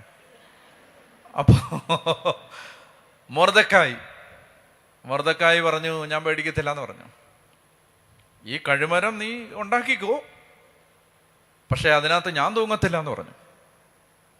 ഈ പുസ്തകം അവസാനിക്കുമ്പോൾ നമ്മൾ കാണുന്നത്, മൊർദെഖായിക്ക് വേണ്ടി ഹാമാൻ ഉണ്ടാക്കിയ കഴുമരത്തിൽ ഹാമാൻ തൂങ്ങിക്കിടക്കുന്നതാണ് നമ്മൾ കാണുന്നത്. പേടിക്കേണ്ട കാര്യമില്ല. പേടിക്കാതിരിക്കണമെങ്കിൽ, ഞാൻ ഈ അധ്യായത്തിനകത്തേക്ക് കയറുന്നതിന് മുമ്പ് ആരംഭത്തിൽ തന്നെ പറയുന്നു, ഭയപ്പെടാതിരിക്കണമെങ്കിൽ ദൈവത്തെ ഭയപ്പെട്ടാൽ മതി. ദൈവത്തെ ഭയപ്പെടുന്നവന് യാതൊന്നിനെയും ഭയപ്പെടേണ്ട കാര്യമില്ല. അതുകൊണ്ടാണ് ദാവീദ് ഇങ്ങനെ പാടും, ഒരു സൈന്യം തന്നെ എനിക്കെതിരെ പാളയമടിച്ചാലും എൻ്റെ ഹൃദയം ഭയം അറിയത്തില്ല. ഒരു സൈന്യം തന്നെ എനിക്കെതിരെ പാളയമടിച്ചാലും എൻ്റെ ഹൃദയം ഭയം അറിയില്ല. ഞാൻ ദൈവത്തിൻ്റെ കരങ്ങളിലാണ്. ഞാൻ ശാന്തമായി കിടന്നുറങ്ങും, ഞാൻ എഴുന്നേൽക്കും, ഞാൻ ദൈവത്തിൻ്റെ കരങ്ങളിലാണ്. മറ്റൊരു സങ്കീർത്തനത്തിൽ ദാവീദ് പാടും, ഭയമുണ്ടാകുമ്പോൾ ഞാൻ എന്തു ചെയ്യും? ഞാൻ ആരുടെ നാമം പ്രകീർത്തിക്കുന്നുവോ ആ ദൈവത്തെ ഞാൻ വിളിച്ചപേക്ഷിക്കും. 16-ാം സങ്കീർത്തനത്തിൽ ദാവീദ് പാടും, കർത്താവ് എപ്പോഴും എൻ്റെ കൺമുമ്പിലുണ്ട്, അവിടുന്ന് എൻ്റെ വലതുഭാഗത്തുള്ളത് കൊണ്ട് ഞാൻ കുലുങ്ങുകയില്ല. എന്ന് പറഞ്ഞേ, കർത്താവ് എപ്പോഴും എൻ്റെ കൺമുമ്പിലുണ്ട്. അവിടുന്ന് എൻ്റെ വലതുഭാഗത്തുള്ളത് കൊണ്ട് ഞാൻ കുലുങ്ങുകയില്ല. ഹല്ലേലൂയാ. നമ്മൾ ഈ കാലഘട്ടത്തിൽ ഏറ്റവും കൂടുതൽ അഡ്രസ്സ് ചെയ്യേണ്ട വിഷയം ഇതാണ്, ഭയം. പേടിക്കരുത്, ദൈവത്തെ മാത്രം ഭയപ്പെട്ടാൽ മതി. ദൈവത്തെ ഭയപ്പെടുന്നവൻ ഒന്നിനെയും ഭയപ്പെടേണ്ടതില്ല. അപ്പോൾ ഇവിടെ ഈ റമാലിയായുടെ പുത്രനും പെക്കായും റസീനും തനിക്കെതിരെ വരുന്നു എന്നറിഞ്ഞപ്പോൾ ആഹാസ് പേടിച്ചു. അപ്പോൾ നിങ്ങൾ പറയണം, എന്തുകൊണ്ട് പേടിച്ചു? ഈ ആഹാസിന്റെ മകൻ, അദ്ദേഹത്തിന്റെ പേരാണ് ഹെസക്കിയ, അയാൾ പേടിച്ചില്ല. അയാൾ ഈ ശത്രു ആക്രമിക്കാൻ വരുന്നു എന്ന് കേട്ടപ്പോൾ നേരെ ദേവാലയത്തിലേക്ക് പോയി പ്രാർത്ഥിച്ചു. എന്നിട്ട് ശത്രുവിനെതിരെ ഇറങ്ങി. മകൻ പേടിച്ചില്ല, അപ്പം പേടിച്ചു. ആഹാസ് പേടിച്ചു. പേടിച്ചത് അയാൾ ദൈവത്തെ പേടിക്കാത്തത് കൊണ്ടാണ്. അപ്പൊ ഈ സാഹചര്യത്തിൽ ശ്രദ്ധിക്കുക, ഈ സാഹചര്യത്തിൽ ദൈവം പ്രവാചകനായ യെശയ്യായെ വിളിച്ചിട്ട് പറഞ്ഞു, ദേ അവൻ പേടിക്കേണ്ടാത്തതിനെ പേടിച്ച് വിറച്ചിരിക്കുകയാണ്, നീ പോയി അവനെ മീറ്റ് ചെയ്യുക. എന്നിട്ട് അവനോട് പറ, പേടിക്കണ്ട, ഒന്നും സംഭവിക്കാൻ പോകുന്നില്ല. യെശയ്യായോട് ദൈവം പറഞ്ഞു, രാജാവിനെ ഒറ്റയ്ക്ക് പോയി കാണണം. കാണേണ്ടത് എവിടാന്ന് ഞാൻ പറഞ്ഞുതരാം. എവിടാന്ന് കൃത്യം ലൊക്കേഷൻ പറഞ്ഞു കൊടുത്തു. വായിക്കാം, വായിച്ചേ. കർത്താവ്, 3-ാമത്തെ വാക്യം, കർത്താവ് യെശയ്യായോട് അരുളി ചെയ്തു, നീ പുത്രനായ ഷെയാർ യാശൂബ് മൊത്ത് ചെന്ന് അലക്കുകാരന്റെ വയലിലേക്കുള്ള രാജവീഥിയുടെ അരികെയുള്ള മേൽക്കളത്തിലെ നീർച്ചാലിന്റെ അറ്റത്ത് വച്ച് ആഹാസിനെ കണ്ട്, അതായത് യെശയ്യായോട് പറയാണ്, നിന്റെ പുത്രനായ ഷെയാർ യാശൂബ്, പേര് പറ, ഷെയാർ എന്താ? ഈ പേരിന്റെ അർത്ഥം ഒരവശിഷ്ട ഭാഗത്തെ ഞാൻ അവശേഷിപ്പിക്കും എന്നാണ്. എ റെമനന്റ് വിൽ റിമെയിൻ എന്നാണ് ഈ പേരിന്റെ അർത്ഥം. ഞാൻ ഒരു ശിഷ്ടഭാഗത്തെ ശേഷിപ്പിക്കും എന്നാണ് ഈ പേരിന്റെ അർത്ഥം. യെശയ്യായുടെ മകന്റെ പേരിന്റെ അർത്ഥം എ റെമനന്റ് വിൽ സർവൈവ് എന്നാണ്. ഒരു ശിഷ്ടഭാഗം അവശേഷിക്കും. എന്താണ് പേര്? ഷെയാർ യാശൂബ്. ഷെയാർ യാശൂബ്. നിങ്ങൾ ശ്രദ്ധിക്കണം, യെശയ്യായോട് ദൈവം പറയുകയാണ്, നിന്റെ മകനായ ഷെയാർ യാശൂബിന്റെ കയ്യും പിടിച്ചിട്ട്, ഇത് കൊച്ചുകുട്ടിയാണ്, ചെറിയ കുട്ടിയാണ്, ആ കുട്ടിയുടെ കയ്യും പിടിച്ചിട്ട് നീ പോണം. ആരാ പോകേണ്ടത്? പറയണം. യെശയ്യാ. ആരുടെ കൈ പിടിച്ചിട്ടാ? ഷെയാർ യാശൂബിന്റെ. ഷെയാർ യാശൂബിന്റെ പേരിന്റെ അർത്ഥം ഒരു ശിഷ്ടഭാഗം ശേഷിക്കും. ഒരു ശിഷ്ടഭാഗം ശേഷിക്കും, പേടിക്കണ്ട. ഇതാണ് ഈ കൊച്ചന്റെ പേരിന്റെ അർത്ഥം. കൊണ്ടുപോകുന്നവന്റെ പേര് യെശയ്യ. യെശയ്യ എന്ന പേരിന്റെ അർത്ഥം നിങ്ങൾക്കറിയാം. യേശു എന്ന പേരിന്റെ അർത്ഥം എന്താ? ദൈവം രക്ഷിക്കുമെന്നാണ്. ദൈവത്തിൽ നിന്ന് രക്ഷ എന്നാണ് യെശയ്യ എന്ന പേരിന്റെ അർത്ഥം. ദൈവത്തിൽ നിന്ന് രക്ഷ. മകന്റെ പേരിന്റെ അർത്ഥം ഒരു ശിഷ്ടഭാഗം അവശേഷിക്കും. അപ്പോ പ്രവാചകന്മാരുടെ പ്രത്യേകത, അവർ വാക്കുകൊണ്ട് മാത്രമല്ല പ്രവചിച്ചത്, അവരുടെ ജീവിതവും പ്രവചനമായിരുന്നു. ഇനി കുറച്ച് കഴിയുമ്പോൾ നമ്മൾ കാണും, യെശയ്യായെ ദൈവം നഗ്നനായി ചെരുപ്പ് ഇടാതെ തുണി ഉടുക്കാതെ നഗരത്തിൽ കൂടെ നടത്തും യെശയ്യായെ. അപ്പൊ അവൻ വാക്കുകൊണ്ടല്ല പ്രവചിച്ചത്, ജീവിതം കൊണ്ട് തന്നെ പ്രവചിച്ചത്. എന്താണ് അതിൻ്റെ അർത്ഥം? ദൈവത്തെ ആശ്രയിക്കാത്ത ഈ ജനത നഗ്നരായി, നഗ്നബാധരായി പ്രവാസത്തിലേക്ക് കൊണ്ടുപോകപ്പെടും എന്നതിൻ്റെ അടയാളമായിരുന്നു പ്രവാചകനെ ദൈവം നഗ്നനായും നഗ്നബാധനായും ദൈവം നടത്തി. ശ്രദ്ധിക്കുന്നുണ്ടോ നിങ്ങൾ? അപ്പോ ദൈവം രക്ഷിക്കും എന്ന് പേരുള്ള യെശയ്യായും ഒരു ശിഷ്ടഭാഗം ശേഷിക്കും എന്ന് പേരുള്ള മകനും കൂടി അലക്കുകാരന്റെ വയലിലേക്കുള്ള വീഥിയുടെ അരികിൽ വെച്ച് ആഹാസിനെ കണ്ടു, അവിടെ വെച്ച് മീറ്റ് ചെയ്തു. അപ്പൊ നിങ്ങളിത് മനസ്സിൽ അത് വിഷ്വലൈസ് ചെയ്യണം. ദൈവം രക്ഷിക്കും, ഒരു ശിഷ്ടഭാഗം ശേഷിക്കും. അതാണ് ഇവിടെ നിൽക്കുന്നത്, പറഞ്ഞിട്ടില്ല. അതാണ് ഈ പേരിന്റെ അർത്ഥം. ദൈവം രക്ഷിക്കും, a remnant will survive, God is going to save. ഇവരത് അപ്പനും മോനും ചെന്ന് ഇങ്ങനെ നിൽക്കുകയാണ്. അങ്ങനെ ചെന്ന് നിന്നിട്ട് രാജാവിനോട് പറയേണ്ട കാര്യം ദൈവം പറഞ്ഞു കൊടുക്കുകയാണ്. 4-ാമത്തെ വാക്യം വായിക്കുക. ഇപ്രകാരം പറയുക, ശ്രദ്ധിക്കുക, സമാധാനമായിരിക്കുക, ഭയപ്പെടേണ്ട. അത് മാത്രം ഒന്ന് ആവർത്തിച്ച് പറയുക. ഞാൻ പറഞ്ഞതിനെ ആവർത്തിക്കുക. ശ്രദ്ധിക്കുക, സമാധാനമായിരിക്കുക, ഭയപ്പെടേണ്ട. ശ്രദ്ധിക്കുക, സമാധാനമായിരിക്കുക, ഭയപ്പെടേണ്ട. ഇനി അടുത്ത വാക്യം വായിക്കാം. പുകഞ്ഞുകൊണ്ടിരിക്കുന്ന ഈ 2 തീക്കൊള്ളി നിമിത്തം ആരൊക്കെയാണത്? റസീന്റെയും സിറിയായുടെയും റമാലിയായുടെ പുത്രന്റെയും ഉഗ്രകോപം നിമിത്തം നീ നീ പേടിക്കരുത്. നമുക്ക് യൂദായ്ക്കെതിരെ ചെന്ന് അതിനെ ഭയപ്പെടുത്തുകയും കീഴടക്കി തബേലിന്റെ പുത്രനെ അതിന്റെ രാജാവായി വാഴിക്കുകയും ചെയ്യാമെന്ന് പറഞ്ഞുകൊണ്ട് സിറിയായും എഫ്രായിമും റമാലിയായുടെ പുത്രനും നിനക്കെതിരെ ഗൂഢാലോചന നടത്തി.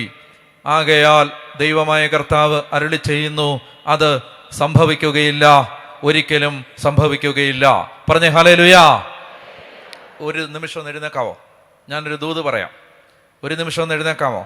പറയുകയാണ്, ഒത്തിരി പേര് പറഞ്ഞിട്ടുണ്ട് നിന്നോട്, ഈ റമാലിയായുടെ പുത്രനും റസീനും പെക്കായും നിന്നോട് പറഞ്ഞിട്ടുണ്ട്, യൂദായ്ക്കെതിരെ കയറി ചെല്ലാം, അവനെ കീഴടക്കാം, മറ്റൊരാളെ രാജാവാക്കാം, നിനക്കെതിരെ ഗൂഢാലോചന നടത്തി നിന്റെ നാശം അവർ കരുതിയിട്ടുണ്ട്, നിന്റെ നാശം അവർ പദ്ധതിയിട്ടിട്ടുണ്ട്, നിന്റെ നാശം അവർ പ്രവചിച്ചിട്ടുണ്ട്. ദൈവം പറയുകയാണ്, അത് സംഭവിക്കുകയില്ല, ഒരിക്കലും സംഭവിക്കുകയില്ല. ഞാൻ ഈ നിമിഷം നിങ്ങൾ വിശ്വസിക്കാൻ തയ്യാറാണെങ്കിൽ നിങ്ങളുടെ സ്ക്രിപ്റ്റ് തിരുത്തി എഴുതുന്ന ഒരു ദൈവത്തെ പരിചയപ്പെടുത്താം. എന്നൊക്കെ പറഞ്ഞേ ഹല്ലേലൂയാ. അതായത് നിന്റെ തലവര തിരുത്തി എഴുതുന്ന ഒരു ദൈവത്തെ നിങ്ങൾക്ക് വിശ്വസിക്കാൻ തയ്യാറുണ്ടെങ്കിൽ, നിങ്ങൾ ഹൃദയം തുറക്കാൻ തയ്യാറുണ്ടെങ്കിൽ ഈ നിമിഷം ദൈവം നിങ്ങൾക്ക് വെളിപ്പെടുത്തി തരും. തിരക്കഥ. നമ്മുടെ തലയിൽ ചില എഴുത്ത് കിടപ്പുണ്ട്. നമ്മുടെ തലയ്ക്ക് മീതെ ഒരു സ്ക്രിപ്റ്റ് കിടപ്പുണ്ട്. ആ സ്ക്രിപ്റ്റ് എന്ന് പറയുന്നത് ദൈവം എഴുതിയതല്ല, ലോകം എഴുതിയത്, മനുഷ്യൻ എഴുതിയത്, നമ്മൾ ചിന്തിച്ചു കൂട്ടിയത്, മറ്റുള്ളവർ നമ്മളെക്കുറിച്ച് പറഞ്ഞത്, മനുഷ്യൻ നമ്മളെക്കുറിച്ച് പ്രവചിച്ചത്, മനുഷ്യൻ നമ്മളെക്കുറിച്ച് ഭാവന കണ്ടത്, മനുഷ്യൻ നമ്മളെക്കുറിച്ച് ആഗ്രഹിച്ചത്, മനുഷ്യൻ നമ്മളെക്കുറിച്ച് പദ്ധതിയിട്ടത്. ഈ തിരക്കഥ ദൈവം പറയുകയാണ്, അത് സംഭവിക്കത്തില്ല, ഒരിക്കലും സംഭവിക്കത്തില്ല. അതല്ല സംഭവിക്കാൻ പോകുന്നത്. ഞാൻ എഴുതിയ ഒരു കഥയുണ്ട്, ഞാൻ എഴുതിയ ഒരു സ്ക്രിപ്റ്റ് ഉണ്ട്, അതാണ് സംഭവിക്കാൻ പോകുന്നത്. നിനക്ക് വിശ്വസിക്കാൻ തയ്യാറുണ്ടോ? എൻ്റെ ജീവിതം രക്ഷപ്പെടത്തില്ല, നേരെയാവത്തില്ല, ഞാൻ ഈ പാപത്തിൽ നിന്ന് മോചനം പ്രാപിക്കത്തില്ല, ഈ അടിമത്തത്തിൽ നിന്ന് എനിക്ക് മോചനം ഉണ്ടാവത്തില്ല, എൻ്റെ ദാരിദ്ര്യം മാറത്തില്ല, എൻ്റെ കുടുംബജീവിതം ശരിയാവത്തില്ല, എൻ്റെ മക്കൾ നേരെയാവത്തില്ല. പ്രിയപ്പെട്ട മക്കളെ, ഇത് ശത്രു എഴുതിയ തിരക്കഥയാണ്. കേൾക്കുന്നുണ്ടോ? ഈ തിരക്കഥ ഈ സ്ക്രിപ്റ്റ് എഴുതിയത് നിന്റെ എനിമിയാണ്, നിന്റെ ശത്രു.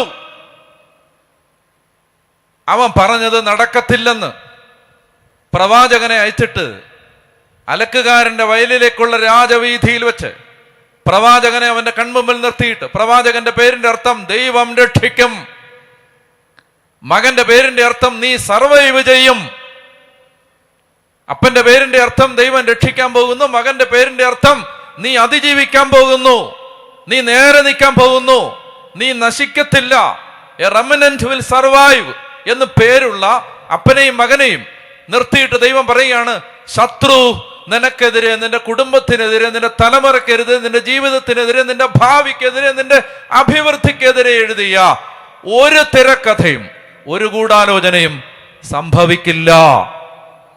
ആമേൻ. പറഞ്ഞേ ഹല്ലേലൂയാ. അത് സംഭവിക്കില്ല, ഒരിക്കലും സംഭവിക്കില്ല. സംഭവിക്കാൻ പോകുന്നത് ഞാൻ പറയാം. ഇത് നമ്മളിനി താഴോട്ട് വായിക്കാം. എന്താ സംഭവിക്കാൻ പോണേന്ന്? സംഭവിക്കാൻ പോകുന്നത് ദൈവം പറഞ്ഞ ദൈവത്തിൻ്റെ പദ്ധതികളാണ്. കണ്ണടയ്ക്കാവോ? ഒരു നിമിഷം കൊണ്ട് ദൈവത്തിന് ജീവിതത്തിൻ്റെ വഴിയെ തിരുത്തി എഴുതാൻ പറ്റും.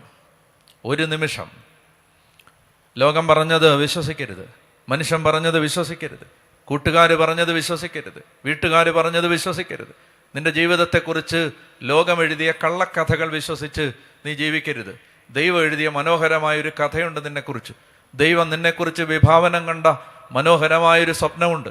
ആ സ്വപ്നമാണ് നിറവേറാൻ പോകുന്നത്. മറ്റേത് സംഭവിക്കത്തില്ല, ഒരിക്കലും സംഭവിക്കത്തില്ല. ഇത് നീ വിശ്വസിക്കാൻ തയ്യാറുണ്ടെങ്കിൽ ഈ നിമിഷം പ്രിയപ്പെട്ട ദൈവത്തിൻ്റെ മകനെ, മകളെ, അത് വിശ്വാസത്തിൽ ഏറ്റെടുക്കാൻ നീ തയ്യാറായി ദൈവത്തെ ആരാധിച്ചാൽ, ഞാൻ നിന്നോട് പറയുന്നു, ഇന്ന് നിന്റെ ജീവിതത്തിൻ്റെ വഴി തിരിയുന്ന രാത്രിയാണ്. ഇന്ന് മുതൽ ദൈവം നിന്നെ അനുഗ്രഹിക്കും. കരങ്ങൾ ഉയർത്താം, പറയാം, ഞാൻ വിശ്വസിക്കുന്നത് ദൈവം എന്നെ കുറിച്ച് പറഞ്ഞതാണ്. ഒരു 10 പേര് നമ്മുടെ സ്വരം കേട്ടോട്ടെ, അതിനം തുറന്ന് ഹൃദയം തുറന്ന് ശക്തമായിട്ട് സ്തുതിക്കട്ടെ. Hallelujah, hallelujah, hallelujah. 7-ാമത്തെ വാക്യം യെശയ്യാ 7:7 വായിക്കാം. ആകയാൽ ദൈവമായ കർത്താവ് അരുളി ചെയ്യുന്നു, അത് സംഭവിക്കുകയില്ല, ഒരിക്കലും സംഭവിക്കുകയില്ല. ഒരു കാര്യം പറയട്ടെ, ഞാൻ ശത്രു നിനക്കെതിരെ തിന്മ, നിന്റെ ജീവിതത്തിൽ തിന്മ സംഭവിക്കും എന്ന തരത്തിൽ സംസാരിക്കുമ്പോൾ, ഇത് ഒത്തിരി പേര്, ഞാനിത് പറയാൻ കാരണം ഇന്ന് ഏറ്റവും കൂടുതൽ മനുഷ്യൻ ഭാരപ്പെടുന്നൊരു മേഖല ഡിപ്രഷൻ്റെ മേഖലയാണ്. ഒത്തിരി പേര്, 10 പേരെ എടുത്താൽ ഒരു 4 പേര് പ്രാർത്ഥന ചോദിക്കുന്നത് മാനസിക പ്രശ്നങ്ങൾക്കാണ്. അത്രമാത്രം മനുഷ്യൻ്റെ ഉള്ളിൽ ഭയം പ്രവേശിച്ചു കഴിഞ്ഞു. ധൈര്യമില്ല. അകാരണം എന്താണെന്ന് അറിഞ്ഞൂടാ. ഞാൻ കഴിഞ്ഞ ദിവസം ഒരാളോട് സംസാരിക്കുമ്പോൾ എന്നോട് ഞാൻ ചോദിച്ചു, എന്താ വിഷമം? അറിഞ്ഞൂടാ. എന്താ വിഷമം എന്ന് അറിഞ്ഞൂടാ, പറയാൻ പറ്റുന്നില്ല. അകാരണമായ ഭയം, ഭീതി. ജീവിതത്തിൽ ഏത് നമ്മളെ തകർക്കുന്ന ചിന്ത പിശാച് മനസ്സിൽ വിതയ്ക്കുമ്പോഴും പറയണം, അത് സംഭവിക്കില്ല, ഒരിക്കലും സംഭവിക്കില്ല. ദൈവം പറഞ്ഞതാണ് സംഭവിക്കാൻ പോകുന്നത്. കർത്താവ് അരുളി ചെയ്ത കാര്യങ്ങൾ നിറവേറുമെന്ന് വിശ്വസിച്ചവൾ ഭാഗ്യവതി. ആര് പറഞ്ഞതാണ് വിശ്വസിക്കേണ്ടത്? ദൈവം പറഞ്ഞത്. ആരെയാണ് ഭയപ്പെടേണ്ടത്? ദൈവത്തെ. അതുകൊണ്ട് ഈ നുണ വിശ്വസിക്കരുത്. അപ്പോൾ പറയുകയാണ്, ആഹാസ്, നീ ഭയപ്പെടരുത്, നീ ഇപ്പോൾ പേടിക്കുന്നത് നീ ഒരു നുണ വിശ്വസിച്ചതുകൊണ്ടാണ്. ആര് പറഞ്ഞ നുണ? റസീനും പെക്കായും പറഞ്ഞ നുണ, സിറിയായും എഫ്രായിമും പറഞ്ഞ നുണ. അത് വിശ്വസിച്ചതുകൊണ്ടാണ് നീ പേടിക്കുന്നത്. അവർക്ക് പറഞ്ഞേ ഹല്ലേലൂയ. എപ്പോഴും നിങ്ങളൊരു കാര്യം മനസ്സിലാക്കണം, നമുക്ക് സത്യം വിശ്വസിക്കുന്നതിനേക്കാളും എളുപ്പം എന്താ? നുണ വിശ്വസിക്കുന്നതാണ്. നിങ്ങളെന്നാലോചിച്ച് നോക്ക്. അതായത് ഇപ്പം കർത്താവ് പറയുകയാണ്, കർത്താവ് പറയുന്നു, ഒരു തിന്മയും നിനക്ക് ഭവിക്കില്ല, ഒരനർത്ഥവും നിന്റെ കൂടാരത്തെ സമീപിക്കില്ല എന്ന് കർത്താവ് പറയുന്നു. ഒരു വശത്ത് അതാണ് സത്യം. കർത്താവ് പറഞ്ഞ ആ സത്യം അവിടെ കിടക്കുമ്പോൾ ആരോ പറഞ്ഞിട്ടുണ്ട്, നമ്മളൊരു കാര്യത്തിന് ഇറങ്ങുമ്പോൾ പൂച്ച കുറുക്കി അടിയാൽ അതിനകത്തൊരു തീരുമാനമായി. എൻ്റെ ചോദ്യം ഇതിലേത് വിശ്വസിക്കാനാ മനുഷ്യൻ്റെ മനസ്സിന് എളുപ്പം? ഈ നുണ വിശ്വസിക്കാനാ. എന്തോരം നുണകളാണ് മനുഷ്യൻ വിശ്വസിച്ചിരിക്കുന്നത്. സത്യം അവിടെ ഇങ്ങനെ പകൽ വെളിച്ചം പോലെ പച്ചപ്പരമാർത്ഥം ഇങ്ങനെ നമുക്ക് നേരെ നോക്കി പുഞ്ചിരിയോടെ നിൽക്കുമ്പോൾ പല്ലിളിച്ച് കാണിക്കുന്ന നുണയെ വിശ്വസിക്കാനാണ് മനുഷ്യനിഷ്ടം. മനുഷ്യൻ്റെ മനസ്സിന് വീണുപോയി മനുഷ്യപ്രകൃതിക്ക് ഇഷ്ടം ഈ നുണ വിശ്വസിക്കാനാണ്. ദൈവം പറയുകയാണ്, കർത്താവ് പറഞ്ഞ കാര്യങ്ങൾ. ഞാനൊരു പ്രായോഗികമായ ജ്ഞാനം പറയട്ടെ. അതായത് കർത്താവ് പറഞ്ഞ 10,000 കണക്കിന് നല്ല കാര്യങ്ങൾ ഈ ബൈബിളിലുണ്ട്. ഒരു 10 ഒന്ന് എഴുതിയെടുത്തിട്ട് അത് നമ്മളോട് തന്നെ ഒരു ദിവസം 10 പ്രാവശ്യം പറഞ്ഞാൽ നിന്റെ ജീവിതം പഴയതുപോലെ ആവില്ല. ജീവിതത്തിന് വ്യത്യാസം വരും. നമ്മളോട് തന്നെ പറയണം. നുണകൾ നമ്മുടെ മനസ്സിൽ പതിഞ്ഞത് എങ്ങനെയാണ് പറയാമോ? ഒരു നുണ നമ്മുടെ മനസ്സിൽ പതിഞ്ഞത് എങ്ങനെ? ആവർത്തനം കൊണ്ടാണ്. റിപ്പീറ്റഡ് ആയിട്ട് ആ നുണ കേട്ടാണ് അത് സത്യമാണെന്ന് നമ്മൾ തെറ്റിദ്ധരിച്ചത്.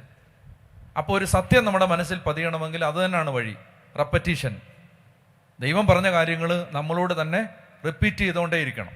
എന്താണ് ഇപ്പോൾ ദൈവം പറയുകയാണ്, യെശയ്യാ 54:17 എഴുതിക്കോ. യെശയ്യാ 54:17 വായിക്കാമോ? യെശയ്യാ 54, ദൈവം പറഞ്ഞൊരു സത്യം. യെശയ്യാ 54:17 വായിക്കാമോ?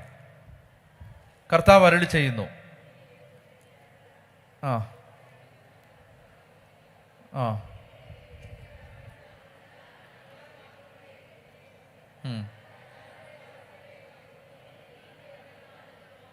എൻ്റെ ചെവിയുടെ പ്രശ്നമാണോ അതോ നിങ്ങളുടെ സ്വരത്തിൻ്റെ പ്രശ്നമാണോ? കുറച്ച് ഞരക്കം ഞാൻ കേട്ടായിരുന്നു. ഉച്ചത്തി പറ. ഇത്രയും പേരിരിക്കല്ലേ?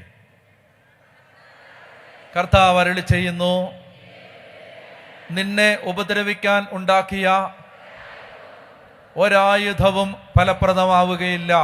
അത് മാത്രം. സാവകാശം ഒന്ന് ചിന്തിച്ചേ. നിന്നെ ഉപദ്രവിക്കാൻ ഉണ്ടാക്കിയ ഒരായുധവും ഫലപ്രദമാവുകയില്ല.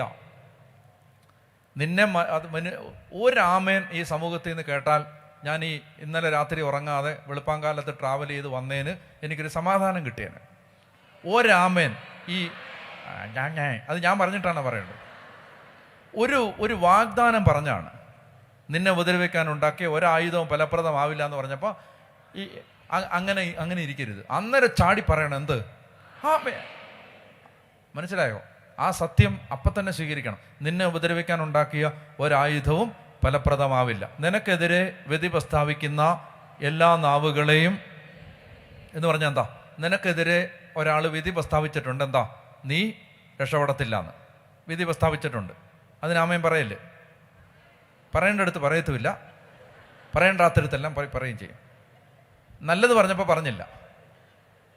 നിനക്കെതിരെ ഒരാൾ വിധി പ്രസ്താവിച്ചിട്ടുണ്ടെന്ന് പറഞ്ഞപ്പോൾ ആമേൻ അത് പറയല്ലേ? നിന്നെ ഉപദ്രവിക്കാനുണ്ടാക്കിയ ഒരായുധവും ഫലപ്രദമാവില്ല. നിനക്കെതിരെ വിധി പ്രസ്താവിക്കുന്ന എല്ലാ നാവുകളെയും, നിനക്കെതിരെ ഒരാളൊരു വിധി പ്രസ്താവിച്ചിട്ടുണ്ട്, എന്താ? നീ രക്ഷപ്പെടത്തില്ല എന്ന്, നീ നന്നാവത്തില്ല എന്ന്. ഇനി എപ്പോഴും ഓർത്തോണം, ഇത് വെളിയിൽ നിന്ന് ആളുകളല്ല പറയുന്നേ. ആരാ പറയുന്നേ? ആരാണ് ഈ പറയുന്നേ? ഞാൻ ഒരു കാര്യം തുറന്നു പറയട്ടെ, എനിക്കൊരു സമാധാനം ഇല്ല. എന്താണെന്നറിയാം? ഈ അകന്ന് നിന്നിട്ട് ഞാൻ അങ്ങോട്ട് വരട്ടെ, പക്ഷെ ഈ ക്യാമറക്കാർക്ക് പ്രശ്നമാവുമോ?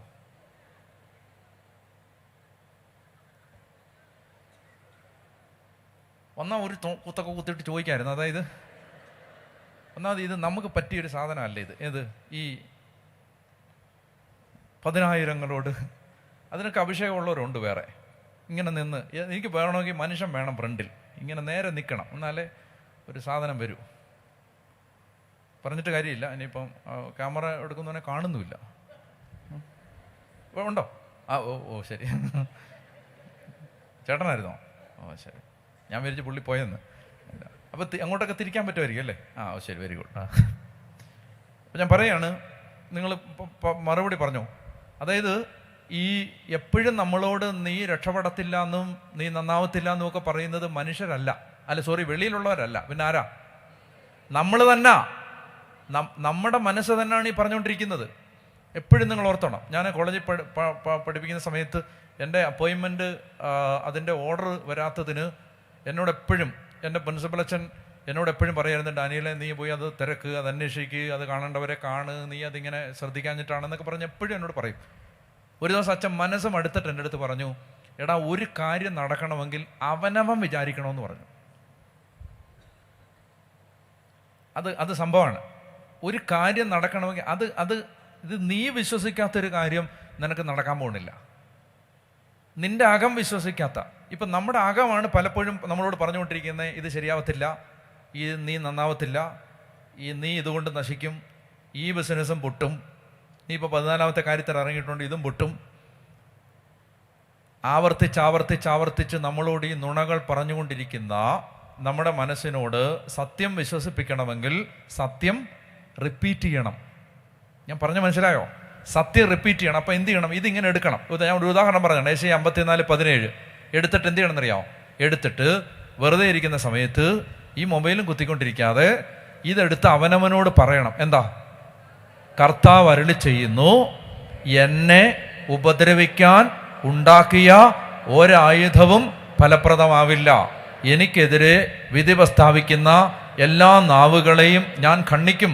കർത്താവിൻ്റെ ദാസരുടെ പൈതൃകവും എൻ്റെ ദൈവത്തിൻ്റെ നീതി നടത്തിപ്പുമാണിത്. ഞാൻ നിങ്ങളോട് പറയുന്നു, അതായത് ഇതിപ്പോൾ ഞാൻ 20 വർഷമാവുന്നു സുവിശേഷം പ്രസംഗിക്കാൻ തുടങ്ങി, വചനം പ്രഘോഷിക്കാൻ തുടങ്ങിയിട്ട്. ഞാൻ പറയുകയാണ് നിങ്ങളോട്, എനിക്ക് ഈ സുവിശേഷ പ്രഘോഷണം വഴി ഉണ്ടായ ഏറ്റവും വലിയ നേട്ടം എന്താ? നിങ്ങൾക്ക് ഇഷ്ടം പോലെ കാര്യങ്ങൾ, വേരിയബിൾസ് പറയാൻ പറ്റും. നിങ്ങൾ പറയുന്ന ഒന്നും കറക്റ്റ് ആയിരിക്കത്തില്ല. നിങ്ങൾക്ക് വേണമെങ്കിൽ പറയാം, അച്ഛന് സുവിശേഷ പ്രഘോഷണം വഴി പോപ്പുലാരിറ്റി കിട്ടി, അച്ഛനെ ആളുകൾ അറിഞ്ഞു തുടങ്ങി, അല്ലെങ്കിൽ അച്ഛൻ ആഗ്രഹിക്കുന്ന കാര്യങ്ങൾ ചെയ്യാൻ പറ്റുന്ന റിസോഴ്സസ് കിട്ടി, അച്ഛൻ്റെ കൂടെ നിൽക്കാൻ ഇഷ്ടംപോലെ ആളുകളെ കിട്ടി, അച്ഛനെ ഇഷ്ടംപോലെ ആളുകൾ സ്നേഹിക്കുന്നുണ്ട്, ഇങ്ങനെയൊക്കെ നിങ്ങൾക്ക് പറയാം.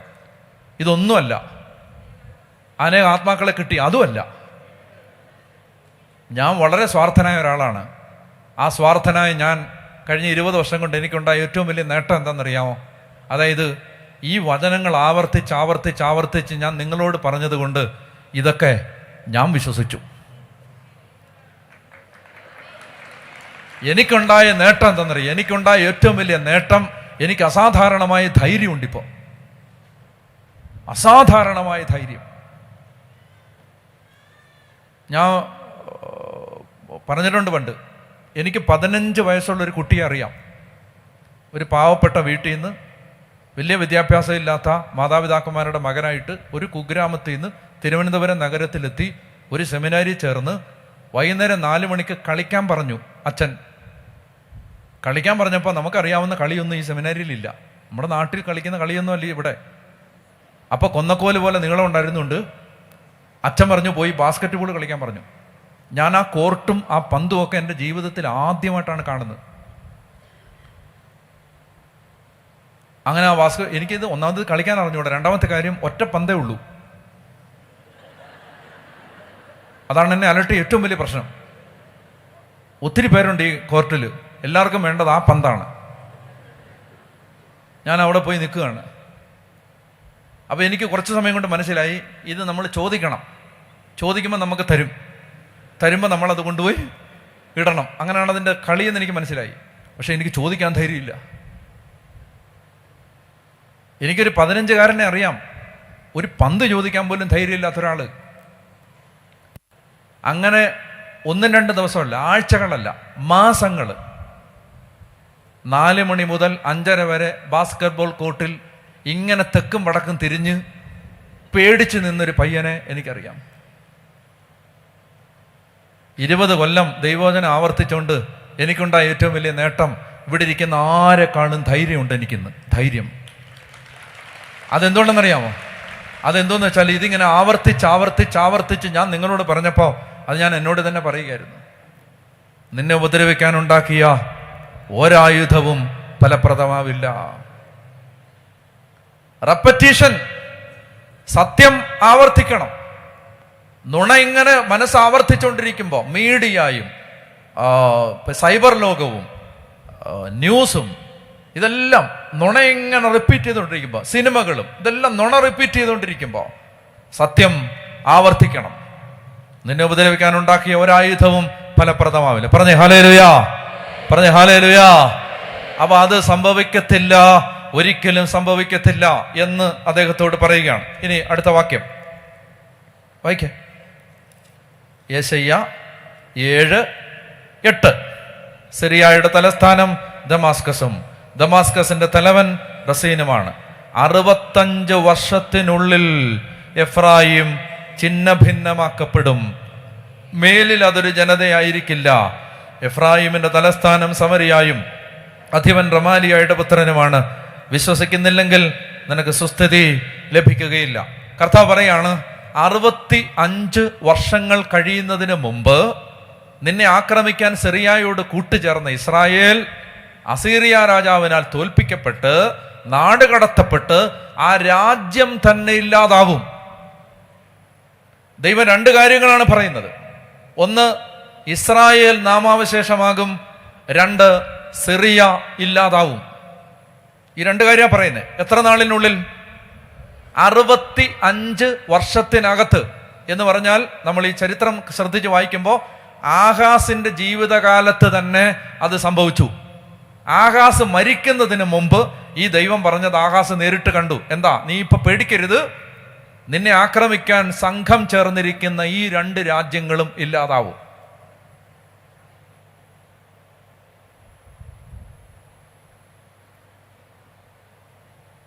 ഇത് കേട്ടപ്പോ 10-ാമത്തെ വാക്യം മുതൽ വായിക്കുക. കർത്താവ് വീണ്ടും ആഹാസിനോട് അരുളി ചെയ്തു, നിന്റെ ദൈവമായ കർത്താവിൽ നിന്ന് ഒരടയാളം ആവശ്യപ്പെടുക. അത് പാതാളം പോലെ അഗാധമോ ആകാശം പോലെ ഉന്നതം. അതായത് ഇത് നീ വിശ്വസിക്കുന്നെങ്കിൽ നീ നിനക്ക് വ്യക്തത വരാൻ വേണ്ടി ഒരടയാളം ചോദിച്ചോ. അത് പാതാളത്തോളം അഗാധമാണെങ്കിലും ആകാശത്തോളം ഉന്നതമാണെങ്കിലും എന്ന് പറഞ്ഞ ഈ ഭൂമിയിൽ ഒരിക്കലും നടക്കാത്ത കാര്യമാണെങ്കിൽ പോലും ഞാനത് തരാം, ഞാൻ ആ അടയാളം തരാം. ദൈവം പറയുകയാണ്, നീ ഇത് if you take my word and if you really believe what I say, ask of me a sign which is so deep or so high, I will give you whatever it may be. I can give you that പറയുകയാണ്. ആഹാസിനോട് പറയുകയാണേ. Ahaz പ്രതിവചിച്ചു, ഞാനത് ചോദിക്കുകയോ കർത്താവിനെ പരീക്ഷിക്കുകയോ ഇല്ല. ചോദിക്കട്ടെ, ഞാൻ ഇതൊരു നല്ല സ്വഭാവമാണോ പന്ന സ്വഭാവമാണോ? കർത്താവിനോട് ഈ ആളുകൾ വന്നിട്ട് ചോദിച്ചു, യഹൂദന്മാർ വന്നിട്ട് ഈശോയോട് ചോദിച്ചു, നീ ദൈവോത്തരനാണെങ്കിൽ അത് ഒരടയാളം തരാൻ പറഞ്ഞു. ഒരടയാളം തരാൻ പറഞ്ഞപ്പോൾ കർത്താവ് പറഞ്ഞു, ഈ വിശ്വാസമില്ലാത്ത തലമുറയാണ് അടയാളം അന്വേഷിക്കുന്നത്. പുതിയ നിയമത്തിൽ വാക്യവും കിടപ്പുണ്ടല്ലോ. ഞാൻ ചോദിക്കുകയാണ്, ഈ ആഹാസിന്റെ പൊസിഷൻ കറക്റ്റ് ആണോ തെറ്റാണോ? കറക്റ്റ് അല്ലേ? അയാൾ പറഞ്ഞു, ഇല്ലില്ല, എന്റെ കർത്താവിനോട് ഞാൻ അടയാളം എന്നാ അങ്ങനെയാണ് നിങ്ങളുടെ ഉത്തരവെങ്കിൽ ആ ഉത്തരം തെറ്റാണ്. ദൈവമാണ് പറയുന്നത് ചോദിച്ചോളാൻ. ആകാശ സ്വയം ചോദിക്കല്ല. ദൈവം പറയാണ്, ഞാൻ ഈ പറഞ്ഞത് നീ വിശ്വസിക്കുന്നുണ്ടെങ്കിൽ ചോദിക്കടാ, നീ ചോദിക്കുന്ന അടയാളം ഇതിന്റെ പ്രൂഫായിട്ട് ഞാൻ തരാന്ന്.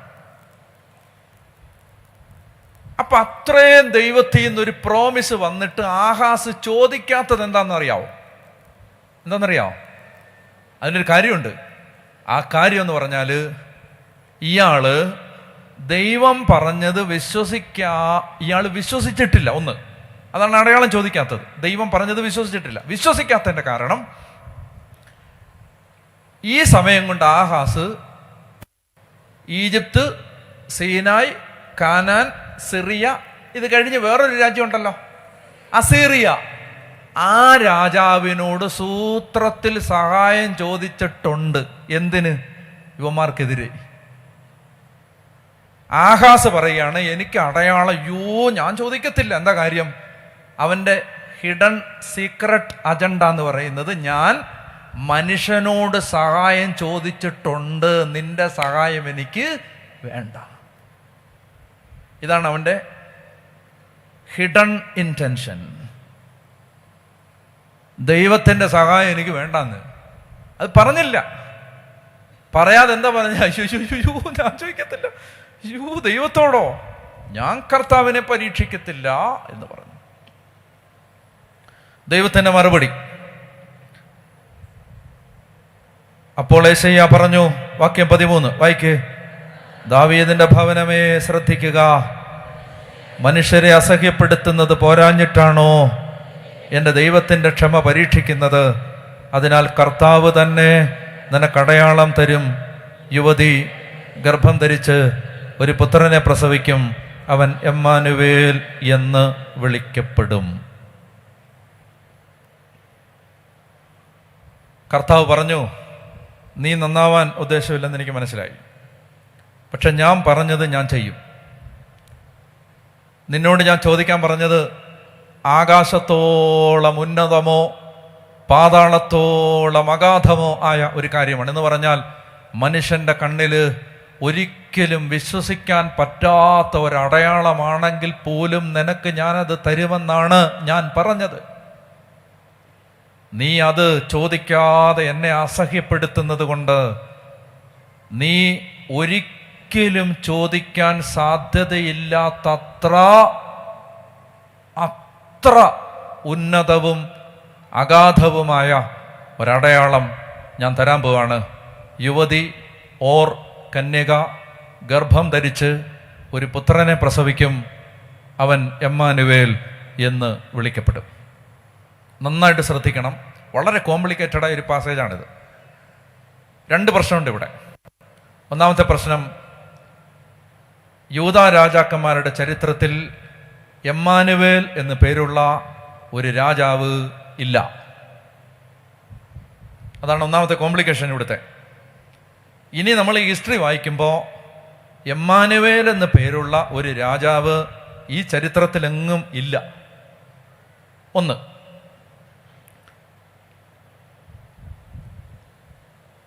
രണ്ടാമത്തേത്, ഈ എമ്മാനുവേല് ബാലന് തിരിച്ചറിവുണ്ടാകുന്ന പ്രായമാകുമ്പോഴേക്കും ഈ ജനം നശിക്കും എന്നാണ് പറഞ്ഞിരിക്കുന്നത്. എമ്മാനുവേലിന് ശരിയും തെറ്റും തിരിച്ചറിയാൻ പറ്റുന്ന ഒരു പ്രായം എത്തുന്നതിനെ കുറിച്ചുള്ള ഒരു റെക്കോർഡും അതുമായി ബന്ധപ്പെട്ട ഒരു സൂചനയും ബൈബിളിലോ റബ്ബനിക് ലിറ്ററേച്ചറുകളിലോ എവിടെയില്ല. അതുകൊണ്ട് ഈ ഭാഗം വ്യാഖ്യാനിച്ചിരുന്ന യഹൂദ പണ്ഡിതന്മാർ ഈ എമ്മാനുവേൽ ആരാണ് എന്ന ഗവേഷണം നടത്തി അവർ 2-3 സൊല്യൂഷൻസ് അതിന് കണ്ടെത്തിയിരുന്നു. ചില ആളുകൾ പറഞ്ഞു എമ്മാനുവേൽ എന്ന് പറയുന്നത് ആഹാസിന്റെ മകനായ ഹെസക്കിയായാണ്. ഒരു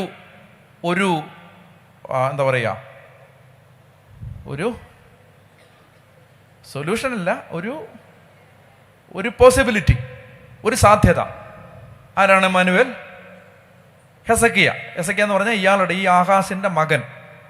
അപ്പൊ അത് ഈ സമയമൊക്കെ വെച്ച് നോക്കുമ്പോൾ ഏതാണ്ട് അത് കറക്റ്റായിട്ട് വരും. ചില റബ്ബിമാര് പറഞ്ഞു ഇത് യേശയ്യായുടെ മകനാണ്. യേശയ്യായ്ക്ക് 3 മക്കളുണ്ടായിരുന്നു. ഈ 2 പേരെ ഇപ്പം നമ്മൾ കാണും. മൂന്നാമതൊരു മകൻ, അതാണ് എമ്മാനുവേൽ, പ്രവാചകന്റെ തന്നെ മകനാണ് എന്ന് ചില റബ്ബിമാര് പറഞ്ഞു.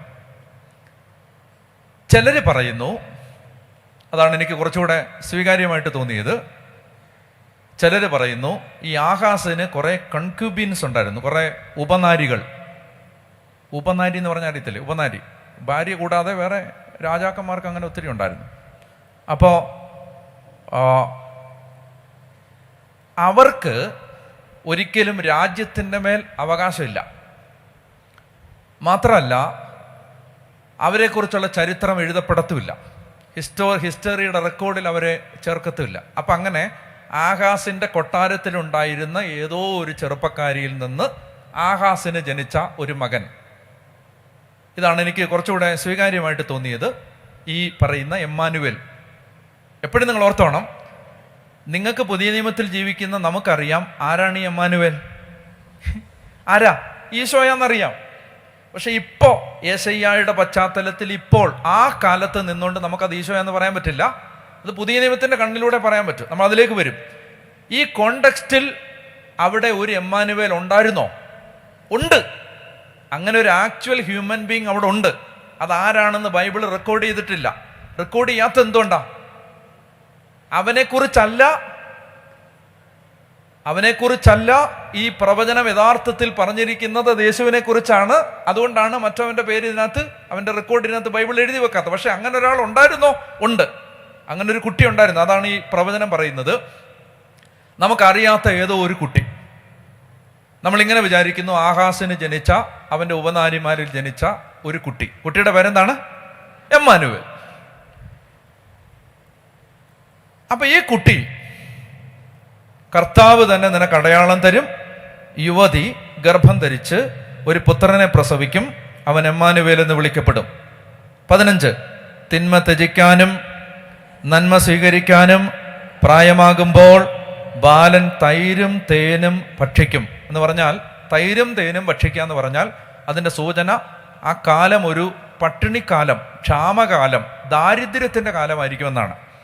അപ്പോൾ അടുത്ത വാക്യം, നന്മതിന്മകൾ തിരിച്ചറിയാൻ ആ ബാലന് പ്രായമാകുന്നതിന് മുൻപ് നിങ്ങൾ ഭയപ്പെടുന്ന 2 രാജാക്കന്മാരുടെയും രാജ്യങ്ങൾ നിർജ്ജനമാകും. യൂദായിൽ നിന്ന് എഫ്രായിം വേർപിരിഞ്ഞതിൽ പിന്നെ വന്നിട്ടില്ലാത്ത തരത്തിലുള്ള ദിനങ്ങൾ, അസീറിയ രാജാവിന്റെ ഭരണം തന്നെ കർത്താവ് നിന്റെയും ജനത്തിന്റെയും നിന്റെ പിതൃഭവനത്തിന്റെയും മേൽ വരുത്തും എന്നൊക്കെ പറഞ്ഞേ ഹല്ലേലൂയ. പറഞ്ഞേ ഹല്ലേലൂയ, ഹല്ലേലൂയ. ഞാൻ പെട്ടെന്ന് ഇതൊന്ന് പറഞ്ഞ് 7 പറഞ്ഞ് തീർക്കാനുള്ള സമയമുള്ളൂ. പെട്ടെന്ന് ഞാനെന്ന് പറഞ്ഞ് അവസാനിപ്പിക്കുകയാണ്. ശ്രദ്ധിക്കുക, ഇവിടെ എമ്മാനുവേൽ എന്ന് പറഞ്ഞിരിക്കുന്നത് ചരിത്രത്തിൽ ആഹാസിന് ജനിച്ച ഒരു കുട്ടിയാണെന്ന് നമ്മൾ വിചാരിക്കുന്നു. നമുക്കറിഞ്ഞുകൂടാ. അങ്ങനെ റബ്ബിമാര് പറഞ്ഞു തന്ന ആ പോസിബിലിറ്റി നമ്മൾ ശരിയാണെന്ന് വിചാരിക്കുന്നു. ഇനി എന്നെ നല്ലപോലെ ഒന്ന് ശ്രദ്ധിക്കുക, എങ്ങോട്ടും തിരിയരുത്, എല്ലാ ശ്രദ്ധയും എനിക്ക് തരണം. എന്നാൽ യെശയ്യാ യഥാർത്ഥത്തിൽ പ്രവചിച്ചത് ആ എമ്മാനുവേലിനെ കുറിച്ച് മാത്രമല്ല. ഈ പ്രവചനങ്ങൾക്കെല്ലാം തന്നെ വരാൻ പോകുന്ന വിദൂര ഭാവിയിലേക്കുള്ള വ്യാഖ്യാനങ്ങളും അർത്ഥങ്ങളുമുണ്ട്. ബൈബിളിലെ ഏത് പ്രവചനത്തിനും ആ കോണ്ടെക്സ്റ്റിൽ ഒരർത്ഥമുണ്ട്, വിദൂര ഭാവിയിൽ വേറൊരർത്ഥമുണ്ട്. ബൈബിളിലെ ഏത് പ്രവചനമാണെങ്കിലും ആ പ്രവചനത്തിന് അപ്പോൾ ഒരർത്ഥമുണ്ട്, അവരെ ബാധിക്കുന്ന അർത്ഥം, അവരെ സംബന്ധിക്കുന്ന അർത്ഥം, വിദൂര ഭാവിയിൽ ഇത് വായിക്കുന്ന ഏത് വായനക്കാരനും ബാധകമാകുന്ന മറ്റൊരർത്ഥം. അപ്പൊ എമ്മാനുവേലിനും അങ്ങനെ രണ്ടർത്ഥമുണ്ട്. ഒന്ന്, അവിടെ ജനിച്ച ഒരു കുട്ടി, ആ കുട്ടി തിരിച്ചറിവാവുന്ന പ്രായം എത്തുമ്പോഴേക്കും 65 വർഷങ്ങൾക്കുള്ളിൽ എന്ത് സംഭവിക്കും? ഈ 2 രാജ്യങ്ങളും ഇല്ലാതാവും. അതാണ് അവിടുത്തെ അപ്പോഴത്തെ അർത്ഥം. എന്നാൽ നമ്മൾ ഇന്ന് 2025 നിന്ന് ഈ തിരുവചനം വായിക്കുമ്പോൾ നമ്മളിപ്പോൾ ചിന്തിച്ചുകൊണ്ടിരുന്ന കാര്യങ്ങളുടെ പശ്ചാത്തലത്തിൽ ലോകം നമ്മളെക്കുറിച്ച് പറഞ്ഞതും, ശത്രു നമ്മളെക്കുറിച്ച് പറഞ്ഞതും, പിശാച് നമ്മളെക്കുറിച്ച് പറഞ്ഞതും, ദുഷ്ടമനുഷ്യർ നമ്മളെക്കുറിച്ച് പറഞ്ഞതും, നമ്മുടെ തന്നെ ജീവിത സാഹചര്യങ്ങളിൽ നിന്നും മുറിവുകളിൽ നിന്നും നമ്മൾ മെനഞ്ഞുണ്ടാക്കിയ നമ്മളെക്കുറിച്ചുള്ള സങ്കല്പങ്ങൾ നമ്മളോട് പറഞ്ഞതുമായ എല്ലാ കാര്യങ്ങളെയും നശിപ്പിച്ച് ദൈവത്തിൻ്റെ പദ്ധതി, ദൈവം നമ്മളെക്കുറിച്ച് പറഞ്ഞത് പൂർത്തിയാക്കാൻ നമുക്ക് ഒരു എമ്മാനുവേൽ പിറക്കും. ഒരു എമ്മാനുവേൽ ഉണ്ട്. ആ എമ്മാനുവേലിന്റെ പേരാണ് കർത്താവായ യേശു ക്രിസ്തു. എന്നെ നല്ലപോലെ ശ്രദ്ധിക്കണം. നിങ്ങൾക്ക് മനസ്സിലായെന്ന് തോന്നും, മനസ്സിലാവത്തില്ല. നല്ലപോലെ ശ്രദ്ധിക്കണം. എന്തുകൊണ്ടാണ് ഞാൻ പറയുന്നത് പിശാച് നിന്നെക്കുറിച്ച് എഴുതിയ തിരക്കഥ അല്ല നടക്കാൻ പോണത്, ദൈവം നിന്നെക്കുറിച്ച് എഴുതിയ സ്ക്രിപ്റ്റാണ് നിറവേറാൻ പോകുന്നതെന്ന് എന്തുകൊണ്ടാണ് ഞാൻ പറയുന്നത്? അത് ഒരു എംപ്റ്റി സ്പേസിൽ നിന്നല്ല ഞാൻ പറയുന്നത്. നന്നായിട്ട് നിങ്ങൾ ശ്രദ്ധിക്കണം. ഇന്ത്യൻ ഗവൺമെന്റ് പുതിയതായിട്ട് ഒരു നോട്ട് അടിക്കണമെങ്കിൽ ചുമ്മാ അടിക്കത്തില്ല. അടിക്കുമോ? കമ്മട്ട അവിടെ ഇരിപ്പുണ്ടെന്നാൽ അടിക്കാം, 10 ലക്ഷം അടിച്ചേക്കാം, 10 കോടി, അങ്ങനെ അടിക്കില്ല. എത്ര നോട്ടിന് 10 കോടി രൂപ മാർക്കറ്റിൽ അവൈലബിൾ ആക്കിയാൽ അതിന് എക്വിലൻ്റായ ഗോൾഡ് റിസർവ് ബാങ്കിൽ റിസർവ് ചെയ്യണം. അതാണ് അതിന് റിസർവ് ബാങ്ക് എന്ന് പറയുന്നത്. പിടികിട്ടുന്നുണ്ടോ? 10 കോടി രൂപ ഫൈനാൻഷ്യൽ ഇടപാടുകൾക്കായിട്ട് ഗവൺമെന്റ് പുതിയതായിട്ട് പ്രിന്റ് ചെയ്താൽ അതിന് എക്വിലൻ്റായ ഗോൾഡ് അവിടെ റിസർവ് ചെയ്യണം. അപ്പോ ഈ സമ്പത്ത് കിട്ടണമെങ്കിൽ അതിൻ്റെ ബാക്ക്ഗ്രൗണ്ടിൽ എന്തെങ്കിലും റിസർവ് ചെയ്താലേ ഇത് കൊടുക്കാൻ പറ്റൂ. എന്ന് പറഞ്ഞ പോലെ വാഗ്ദാനങ്ങൾ, പ്രോമിസറി നോട്ട്, ഈ പ്രോമിസസ് ഇത് വാലിഡ് ആകണമെങ്കിൽ ഇതിൻ്റെ പുറകിൽ എന്തെങ്കിലും ഒരു എക്വിലൻ്റായ പ്രൈസ് പേ ചെയ്തിരിക്കണം. മനസ്സിലാവുന്നുണ്ടോ? എന്തുകൊണ്ടാണ് ഒരു മനുഷ്യന്റെ ജീവിതം തകരില്ല, അവൻ ഏത് നിരാശപ്പെട്ട അവസ്ഥയിൽ നിന്ന് രക്ഷയുണ്ട് എന്ന് നമ്മൾ പറയുന്നത്? അതിനുവേണ്ടി ആ റിസർവ് ബാങ്കിൽ വെച്ചിരിക്കുന്ന ആ ഗോൾഡിന്റെ പേരാണ് എമ്മാനുവേൽ. നന്നായിട്ട് നിങ്ങൾ ശ്രദ്ധിക്കണം. യേശു ക്രിസ്തു യെശയ്യ മകന്റെ കൈയും പിടിച്ചുകൊണ്ട് നിന്നില്ലേ? നിന്നിട്ട് പറഞ്ഞില്ലേ, ദൈവം രക്ഷിക്കും, നീ സർവൈവ് ചെയ്യും എന്ന് പറഞ്ഞ ആ ദൈവ പദ്ധതി പൂർത്തിയായത് പിതാവായ ദൈവം യെശയ്യയുടെ സ്ഥാനത്ത് പുത്രനായ യേശുവിന്റെ കൈയും പിടിച്ച് നിന്നിട്ട് പറഞ്ഞു, ദൈവം രക്ഷിക്കും. എങ്ങനെ? ഈ മകനിലൂടെ രക്ഷിക്കും. അവന്റെ പേര് എമ്മാനുവേൽ. ആ എമ്മാനുവേൽ ഈ ഭൂമിയിൽ പിറന്ന് നമുക്ക് വേണ്ടി ജീവിച്ച് മരിച്ച് അടക്കപ്പെട്ട് ഉയർത്തെഴുന്നേറ്റ് ഇന്നും നമുക്ക് വേണ്ടി പിതാവിന്റെ സന്നിധിയിൽ മാധ്യസ്ഥം വഹിക്കുന്നുണ്ട്. റിസർവ് ബാങ്കിൽ ആ ഗോൾഡ് വെച്ചിട്ടുള്ളതുകൊണ്ട് നമുക്ക് ഈ പ്രോമിസസ് എല്ലാം ബാധകമാണ്. നമ്മുടെ ജീവിതം നശിക്കത്തില്ല. എന്തുകൊണ്ട് നമ്മുടെ ജീവിതം സർവൈവ് ചെയ്യും? ബിക്കോസ് നമുക്ക് ആരുണ്ട്? എമ്മാനുവേൽ. ഇതൊക്കെ പറഞ്ഞേ ഹല്ലേലൂയ. നിങ്ങൾക്ക് മനസ്സിലാവുന്നുണ്ടോ ഞാൻ പറയുന്നത്? ഞാൻ ഉദ്ദേശിക്കുന്നത് എന്താണ്? അതായത് ഈ ക്രിസ്തു എന്ന് പറയുന്ന ഗ്യാരണ്ടി നമുക്കുള്ളോണ്ടാണ് പിശാചിന്റെ ഒരു പദ്ധതിയും നമ്മളിൽ നടക്കില്ല എന്ന് നമ്മൾ പറയുന്നത്. Because we have a guarantee. നമ്മുടെ ബാക്ക്ഗ്രൗണ്ടില്, നമ്മുടെ ജീവിതത്തിന്റെ പിന്നാമ്പുറത്തില് നമുക്കൊരു നാശവും വരാതിരിക്കാൻ ദൈവം തൻ്റെ പുത്രനെ നമ്മുടെ തലയ്ക്ക് മീതെ ബലിയാക്കി നിർത്തിയിട്ടുണ്ട്. സോ ആ ഗ്യാരണ്ടി ഉള്ളോണ്ട് നീ രക്ഷപ്പെടും. നീ രക്ഷപ്പെടും. നീ രക്ഷപ്പെടും. ഏത് തകർച്ചയിൽ നിന്ന് നീ രക്ഷപ്പെടും. Because we have a guarantee. നമുക്കൊരു ഉറപ്പുണ്ട്. ഒരു എമ്മാനുവേൽ നമുക്ക് നൽകപ്പെട്ടിട്ടുണ്ട്. നമ്മൾ 8, 9 കൂടെ വായിക്കുമ്പോഴേ അത് നമുക്ക് ക്ലിയർ ആവത്തുള്ളൂ. ഞാൻ പിന്നീട് നാളെ അത് പറയാം. അപ്പോൾ ഇത്രയും നിങ്ങൾ മനസ്സിലാക്കിയോ? 2 മണിക്കൂറായി. എൻ്റെ ഊപ്പാട് വന്നു, എന്നാലും വേണ്ടില്ല. നിങ്ങൾക്ക് ഈ ഒരൊറ്റ കാര്യം നിങ്ങളുടെ തലയെ കയറ്റാൻ വേണ്ടിയാണ് ഞാൻ ഇത്രയും ബാക്ക്ഗ്രൗണ്ട് പറഞ്ഞത്. എന്താ? നമുക്കൊരു എമ്മാനുവേൽ ഉണ്ട്. അതുകൊണ്ടാണ് നമ്മുടെ ജീവിതം ഇനി പുറകോട്ട് പോകത്തില്ല, മുന്നോട്ടേ പോകൂ. Because we have a guarantee in the person of Jesus Christ. Do you believe? ആമേൻ.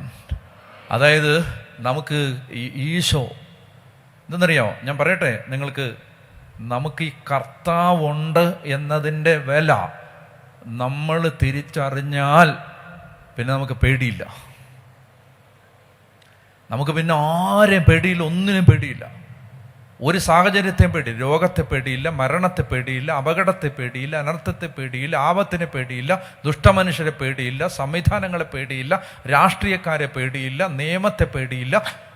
തോന്നിയാസം കാണിക്കാനല്ല ഞാൻ പറയുന്നത്, നമുക്ക് ഈ റോങ് ഫിയർ ഇല്ല. അതാണ് യേശയ്യ പറഞ്ഞത്, ഭയപ്പെടേണ്ടവനെ ഭയപ്പെട്ടാ മതി. ദൈവമുണ്ട്, ദൈവം കർത്താവ് എമ്മാനുവേൽ അവനുണ്ട്. അവനുള്ളത് കൊണ്ട് ഈ ശത്രു, ഈ റസീനും ഈ പെക്കായും നാമാവശേഷമാകും. ഞാൻ ഒറ്റ കാര്യം പറഞ്ഞു നിർത്താവേ, 5 മിനിറ്റ് കൂടുതലായി കേട്ടോണേ. ഒറ്റ കാര്യം പറഞ്ഞ് ഞാൻ നിർത്താം. ഇസ്രായേൽ ഇല്ലാതായി. ഇസ്രായേൽ ഇൻ ദ സെൻസ് ഈ 10 ഗോത്രങ്ങൾ ഇല്ലാതായി, സിറിയ ഇല്ലാതായി, അസീറിയ ഇല്ലാതായി, അന്നത്തെ ഈജിപ്ത് ഇല്ലാതായി, അന്നത്തെ ബാബിലോൺ ഇല്ലാതായി. പക്ഷേ 3000 കൊല്ലങ്ങൾക്ക് മുമ്പ് പറയപ്പെട്ടതനുസരിച്ച് ദൈവത്തിൻ്റെ തിരഞ്ഞെടുക്കപ്പെട്ട ജനത യഹൂദം മാത്രം ചരിത്രത്തിൽ ഇന്നും തല ഉയർത്തി നിൽക്കുന്നെങ്കിൽ ഈ പറഞ്ഞ വചനം സത്യമാണ്. യേശയ്യ ഈ പറഞ്ഞു, ക്രിസ്തു ജനിക്കുന്നതിന് ഏതാണ്ട് 650 കൊല്ലം മുമ്പ് യേശയ്യ പറഞ്ഞത് സത്യമാണെന്നുള്ളതിൻ്റെ ജീവിച്ചിരിക്കുന്ന തെളിവാണ്. കേരളത്തിൻ്റെ അത്രയും പോലും വലിപ്പമില്ലാത്തൊരു ചെറിയ രാജ്യം ലോകരാജ്യങ്ങളെ ഇങ്ങനെ പേടിപ്പിച്ച് നിർത്തിയിരിക്കുന്നു. ഞാൻ ഇസ്രായേലിൻ്റെ എല്ലാ പ്രവൃത്തികളെ അനുകൂലിക്കുന്നില്ല, മനസ്സിലായോ? ഇസ്രായേൽ ചെയ്യുന്ന എല്ലാ പ്രവൃത്തികളും നല്ലതാണെന്ന് പറയുന്ന ഒരാളും അല്ല ഞാനതല്ല പറയുന്നത്. ബട്ട് ആ നേഷൻ സർവൈവ് ചെയ്തെങ്കിൽ, ഈ കൊച്ചിൻ്റെ കൈയും പിടിച്ചുകൊണ്ട് യേശയ്യ ഒരു കാര്യം പറഞ്ഞില്ലേ, എ റെമനന്റ് വിൽ സർവൈവ്. അപ്പൊ ആര് പറഞ്ഞതാ നടന്നേ? ആര് പറഞ്ഞതാ നടന്നേ? ദൈവം പറഞ്ഞതാ നടന്നത്. ദൈവം പറഞ്ഞതേ നടക്കൂ. ഒറ്റ കാര്യം കൂടെ ഞാൻ പറയാം കേട്ടോ. അതായത് ലോകാവസാനം വരെ ആ ജനത ഉണ്ടാവും. ഏത്? ഇസ്രായേൽ. നമുക്കറിയാം, കാറ്റക്കിസം നിങ്ങൾ ശ്രദ്ധിച്ച് വായിച്ചാൽ മതി. ഈശോയുടെ മടങ്ങി വരവിൻ്റെ 7 അടയാളങ്ങളിൽ ഒരടയാളം ഇസ്രായേൽ യേശുവിലേക്ക് തിരിച്ചു വരും എന്നതാണ്. ഞാൻ പറഞ്ഞല്ല, catechism of the Catholic church, കത്തോലിക്ക തിരുസഭയുടെ മതബോധന ഗ്രന്ഥം പറയുകയാണ്, ഇസ്രായേൽ ക്രിസ്തുവിലേക്ക് മടങ്ങി. Restoration of Israel. റോമാലേഖനത്തിന്റെ 8, 9, 10 അധ്യായങ്ങൾ, 9, 10, 11 അധ്യായങ്ങൾ. റെസ്റ്റോറേഷൻ.